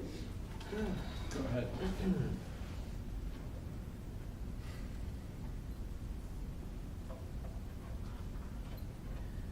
Hello, my name is Cameron. Today I'm going to be talking about my senior project on the car of high school. It's my metaphor, and we're talking about cars and how they fuel, engines, and drivetrains all come together. I have 3 standards. I have an English standard, my technology standard, and a math standard. My first standard, English, connects to make connections. the overall idea of this standard is reading comprehension and learning from my mistakes, whether it be learning from errors in my writing or learning from being able to properly understand my own writing and learn from it. My first artifact is my alchemy system essay, which I wrote during my junior year during first semester of English 101. This is the last essay I wrote for that semester, and in my opinion, it was one of my best essays I've written in my entire high school career. As you can see here, the idea of the essay was to write on a topic of our choosing. It was supposed to be a topic that was either controversial or involved in our modern society. I chose facial recognition technology. One of the main parts about facial recognition technology is it has many issues, but in the right standards, in the right areas, it can be very, very advanced, very useful for certain ideas. Unfortunately, facial recognition technology experiences many issues such as ethical concerns, and while in my essay I touched on specifically advocating for regulations controlling facial recognition technology so it doesn't fall into the wrong hands. As facial recognition technology has many ethical and moral issues, and the technology itself can be too unknown, and the databases it's trained on can be very biased and be very, very racist and sexist. Overall, I approached the essay with a lot of optimism and very high spirits, as I enjoyed talking about and being involved in machine deep learning such as artificial intelligence and facial recognition technology. Overall, I realized the importance of this essay to me was how I needed to go into more in depth and be able to impact others, whether it be just talking about how I enjoy the information itself, or being able to explain it into small fundamental elements, and being able to communicate cooperatively and effectively with other students and peers. My second standard is my sophomore final essay. And the essay itself was written on topics of identity, heroes, and social order. I connected these topics to my own opinions and outside examples. Specifically, I talked about. I specifically referred back to during the year how I was very effective communicating in my class discussions, and how I connected identity, heroes, and social order to our societal structure and economic structure. I talked about how we have financial structure, where we have lower class, middle class, upper class, and how those classes themselves have different disparities and equitable issues. Talk about social classes, where we have different minorities, ethnicities, and different ideas and religions. But specifically, I talk about how all of us have structure in our society, whether it be identifying who we are and where we sit in our society, or identifying where we should belong in our society. Overall, my music reflection connects to making connections ideal. In high school, I never enjoyed reading and writing. I enjoyed thinking critically, and I enjoyed being able to process information at high levels, but I never enjoyed being able to get the words on paper or electronically. However, because I started thinking more critically about society, social structures, and structures themselves, I was able to motivate myself, and despite my struggles, I understand that writing is going to be a key detail and part of my future career in engineering or any aspects I want to go into my college aspects. Specifically, I learned that writing is going to be what I'm going to do most of my life during engineering, whether it be just having a basic commands in coding, or being able to understand and effectively communicate with my peers and coworkers. And the metaphor for my English standard is fuel. Specifically in a car, fuel is used to power it and be able to make it run. Without fuel, a car can't run or move anything. But if the fuel isn't purified or kept in a safe environment, ideally in someone's mind, it's going to be someone's English or thought process are going to be safely secured and present. That fuel is going to move them through life and be able to power their engine and move it from point A to point B.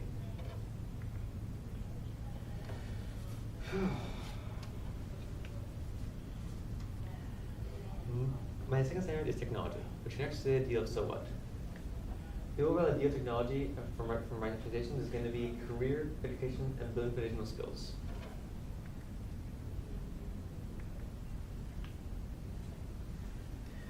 My first artifact is my year in review. My year in review was a software assignment which I did communications class. We were supposed to write on our future career and the next year in high school. I read this during my sophomore year, and because of it, I was able to look forward and see what I need to start advancing myself in, whether it be writing, math, technology, science, any career I'm going into, and start identifying skills I need to work on, or be able to create more foundational structures around those skills. Specifically, if you look at how I talked about it in my expectation slide, I needed to reflect on what I needed to be essential for college, not just my skills, but being able to what I needed physically, whether it be laptops, technology, cars, the gasoline for powering my car, or just being able to identify what I need during college, whether it be for speaking up for myself or advocating for what I need during high school and college.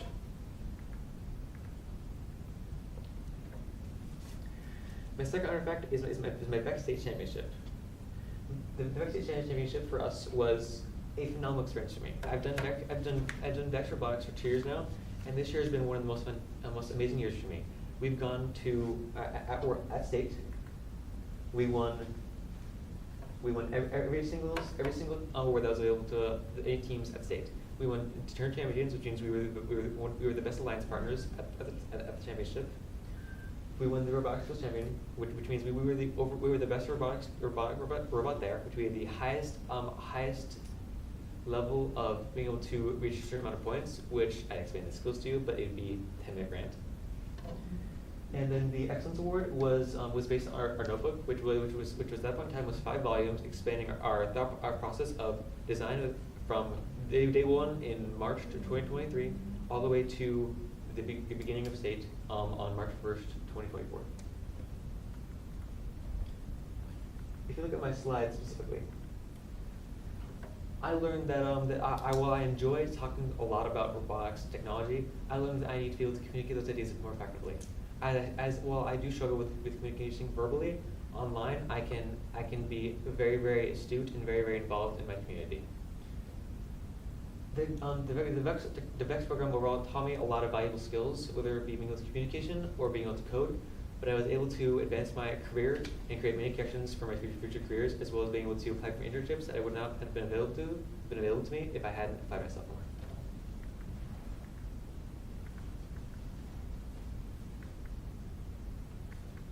It'll go.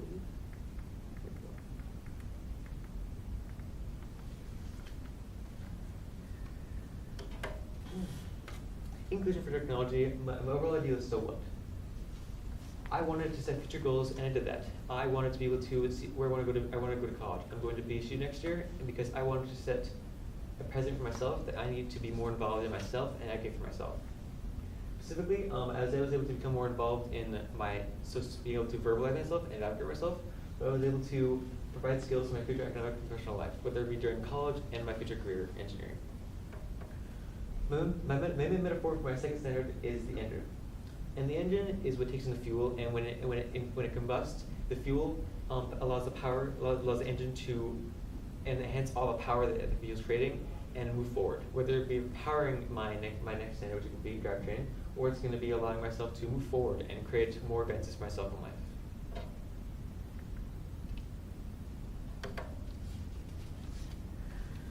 My third standard was my third standard was math, and which connects to the idea of achievement. And the overall idea of my presentation for standard 3 was improvement, recognition, and success.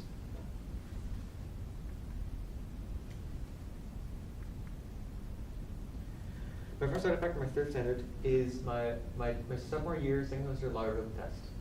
I've always enjoyed math, but I found that I've struggled with consistency and keeping up on my own work, whether it be turning assignments late or missing them entirely. Specifically in this test here, I decided for it all. I panicked when I did the test, and I didn't receive a good grade on it. I received a 1 because I wasn't prepared, and I didn't achieve the level of academic success or achievement I wanted to. Fortunately, in my second artifact, during my junior year, second semester, I demonstrated how I had improved dramatically. I had gone from receiving 1s and 2s to getting full-on emails from the math teacher of that same year. Mrs. Gray specifically brought up how I was a very good student and verbalized what I needed in class, being able to identify what mistakes I had made and move on from them. Overall, she brought up how I was very, very self-seeking and very, very I'm very much an advocate for myself and understanding what I needed in class. Overall, my main reflection for math was how it connects to the ideal of achievement. How I took the time to look into myself and see what I needed in life, and I needed to grow more. And because I failed my first test, I needed to grow more. I wanted to see that achievement in my life, whether it be seeing how I wanted to go in my career or seeing where I was going to end up in my future life, whether it be living in a van on the side of the road in 2 years, or being very successful and living in a happy future career of my own life.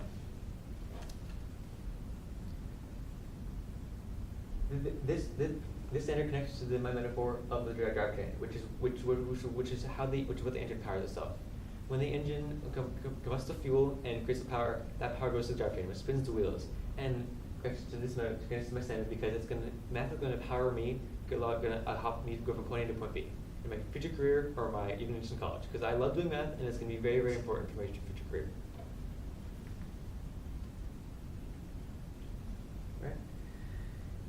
In conclusion, my overall metaphor was the car, where once the fuel's burned, the burning of the fuel powers the engine, and the power of the engine then creates the motion and the power that the drivetrain needs to move me from point A to point B. Overall, I made many mistakes during my high school career, whether it be from being able to learn from my mistakes or just struggling with writing and self-advocacy. I have gone from struggling with being able to speak my mind and speak at a fluent speech that makes it understandable, to being able to do fluent presentations in front of my peers and family at a moderately understandable pace, and being able to advocate for myself in my own academic career. Overall, I discovered that things don't happen overnight. I need to work on them, and that if I don't set myself up for success, I'm always going to fail. And to do that, I need to look into myself and realize what I need to do, and I have to say that out loud. I can't just let it settle and actually work on it. Thank you for listening. Of course,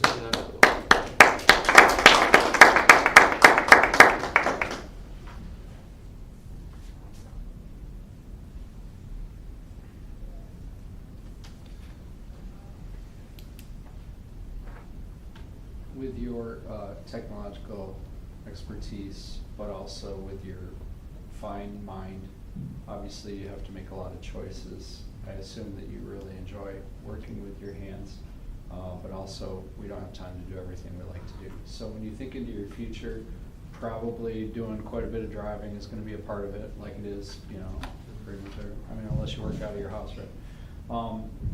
But what can you imagine working on with your own vehicle or not? So working around vehicles specifically, I drove with my hands, you said. Recently this last summer, I actually had to take out and put in my own struts in my own car, which was a pain. But I was able to understand the fundamental components of my own car. I understand how important they are. If any one joint fails or one screw fails, the whole car can fall apart. And being able to understand that my own body is like a machine where I need to look at all components of it. If my brain isn't sound, my heart isn't sound, my mind isn't sound, and I just fall apart. But if I can keep all those points at a good efficiency and good sound of mind, then I'm always going to be a successful machine. Like my car, if I keep it in good condition, it's going to work very well. That's wonderful, thank you. So, I'm curious, 5-year plan. Mom already told me the van on the side of the road wasn't an option. So, what are you going to do? Where would you ideally like to see yourself in the next 5 years? So after the summer of one of our vacations and experiences, I'm going to be in the fall, and I'm going to be getting my first bachelor's in mechanical engineering and a minor in metallurgy. After which I'm going to continue my career, and I'm going to get a master's in mechanical engineering as well. And then after that, I'm going to apply for some jobs, and hopefully, if I can get anything in the state, I'm going to stay in the state. If not, I'm going to be moving down to Texas or to Tennessee, where there's tons of engineering jobs that are opening up, as well as any micron jobs or any welding jobs that have been opening up as they've built many new facilities in those areas. That's great. What's one of your favorite books that you've read throughout high school? How did it impact you? Favorite book was probably Common Answer, but Favorite One was one of the most impactful books for me, as I love reading and math, and seeing how knowledge and intellect kind of are weaponized against other people, and how it's used as, if you know things, then you're a weapon, because knowledge is power, and when people are powerless, they're then the subject to everyone else. And so if you can create your own mindset and you create your own power through knowledge and understanding, you can be your own movement and you can be able to cut through any problem you have. So, yeah.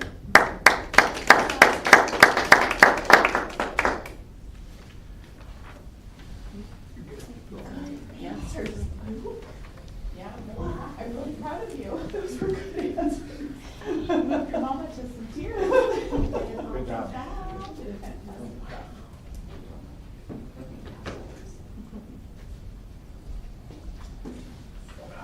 Okay, congratulations. You've arrived at. Well, just as long as you're content, not in a manner of everybody. Yeah. Thank you, everybody. Thank you. You bet. Good job, Luke. I just Good got the job, radio Luke. out the door and I thought it was, I was like, what? Oh, wait, it's the door.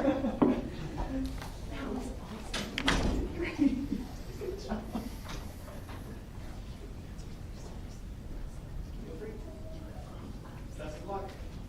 It's impressive. I appreciate it. Do you mind if I take my last name? She just kind of wants to see it. If you're not. No, long gone, sorry. Okay, whatever. How rude. Come on in. You get to go up front. There we go. And, as you can see, we have your presentation. Are you turning that in? Yeah. Okay, we'll get And, that over here for. have you used these much? Yeah. Great. And then what you wanna do is point it at the computer, so you can kinda just go like this or whatever, because, that's been the most successful. And then this is all set up for you if you just wanna push start, you know? Or is that, has that been there? Oh, okay. And we just need a minute or so to get ready, and then we'll let you know. So practice the clicker, so you get comfortable pointing it back.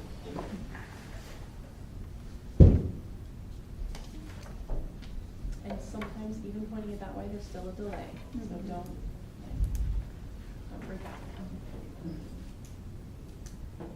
Do you want to take your purse off? You're comfortable? I'm fine. Okay, as long as you're comfortable. I'm gonna just say out the door, just make sure everybody quiets down at the appropriate time. He's comfortable, why is he allowed? Class is already in session. There's signs. Oh. But the class started at 40.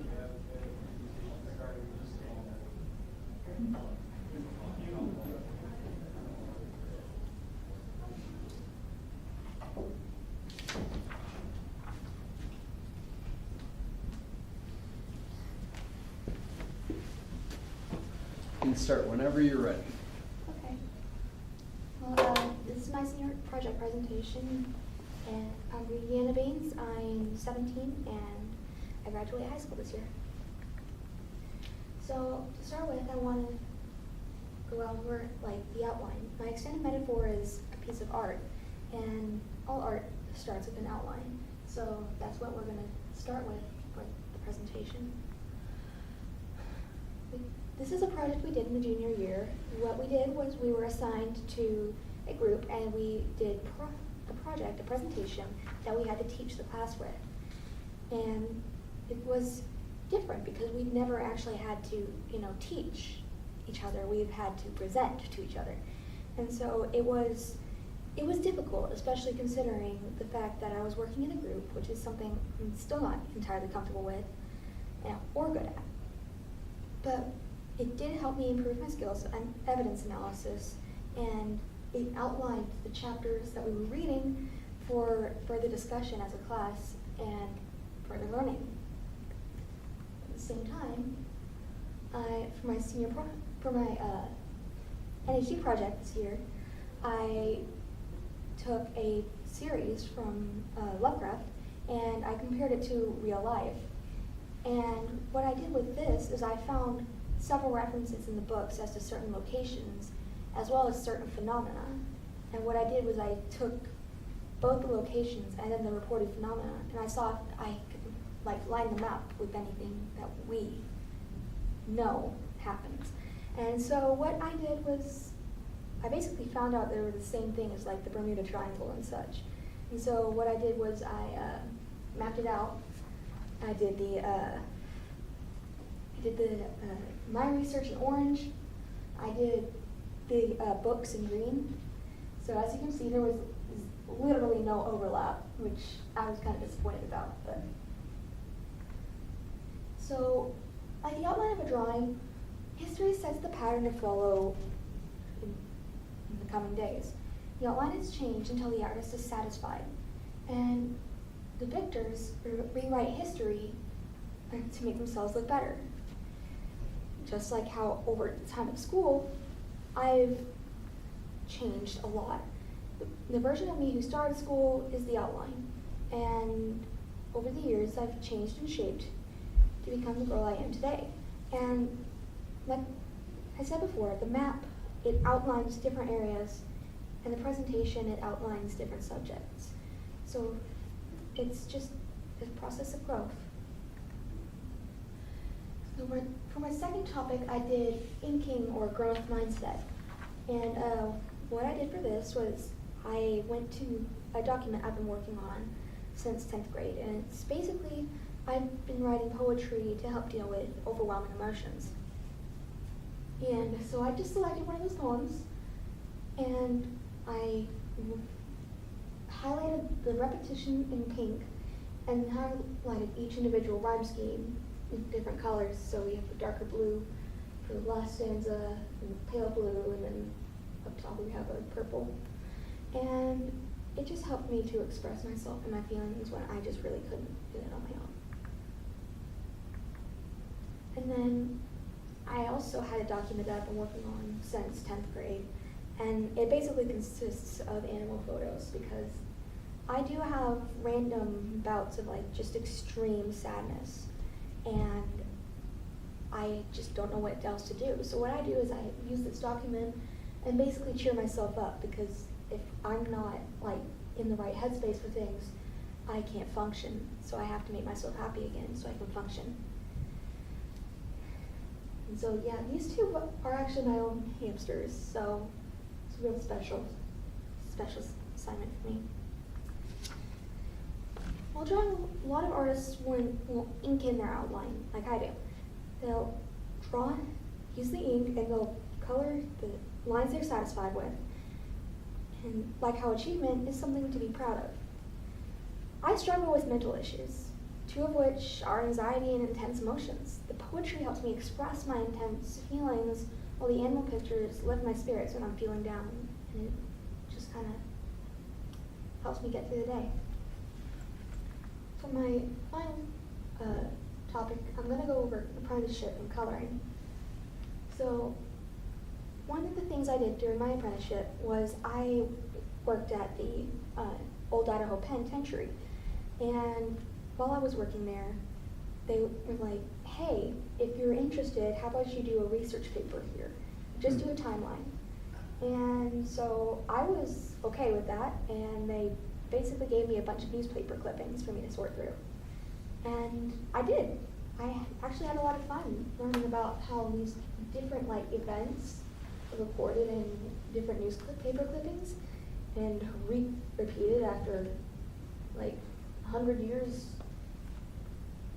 And as you can see, I've highlighted the first occurrence of each different article because they were republished after years. And it helped me because I was looking forward to like working in history. And if I can do this kind of thing to learn about it, then I can apply that in the real world.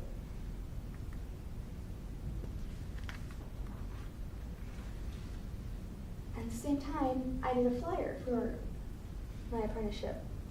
And what I went over was my experiences. I was learning a lot from my time there. I never actually been behind the scenes of like a museum before, and this was really educational, so just seeing all the work that goes into it and seeing what kind of opportunities there were out there.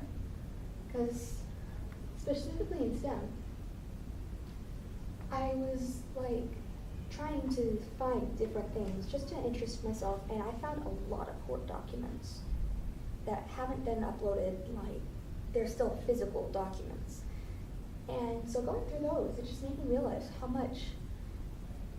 far we've come from back when everything was on paper to today. And most importantly, we're getting to share knowledge because we're making these papers for people to be able to see. Coloring is the final stage of an artwork, where the lines from before are filled in with color and made into an image. Just like apprenticeship fills in the lines for pictures as well. It gives real world experience and prepares us for the next steps in life. The same way art is then framed and signed. The coloring is my immediate future as I take my first step into the real world and the challenges I'm about to face.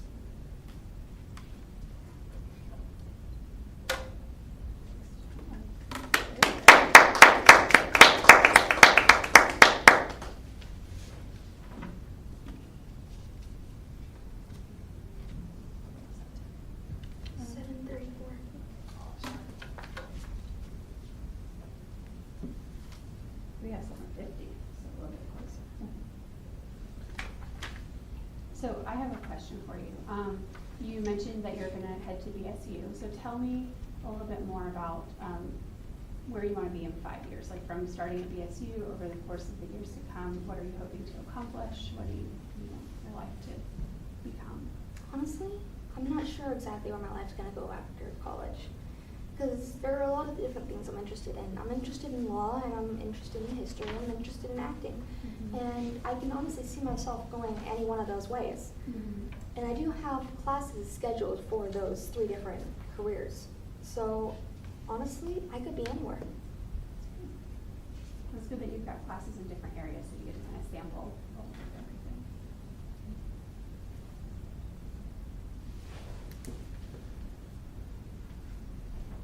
I've been really impressed at your ability to totally tune in and to say very wise things in class while drawing, because I could tell that that's something that you've learned to do really well. And my question has to do with content, because I've spent some time also in Lovecraft and some of these things, and you're very sensitive to psychology and to, you know, what's going on in your head. And as we both know, there's an awful lot of dark themes out there, and then you're wise enough to understand that dark themes can kind of make us go to dark places. What is it that you do to help protect yourself? I have been to the dark places before, and I think the thing that just helps me out the most is just knowing that I've got something to live for. Like my little hamsters, they give me like something to care for, or something that relies on me, and having that, it just gives me a reason to keep going. Thank you.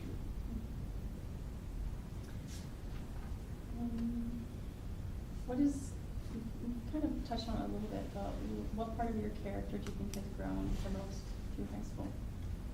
I honestly think it's handling my emotions. Mm-hmm. Because when I started school, I had major anger issues. Like, it was not pretty.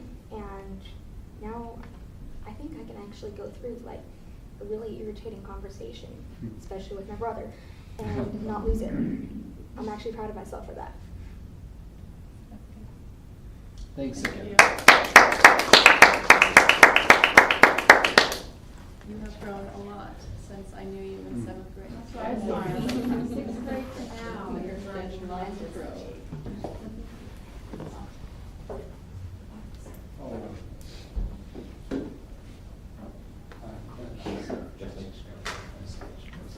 It's a pleasure to see you.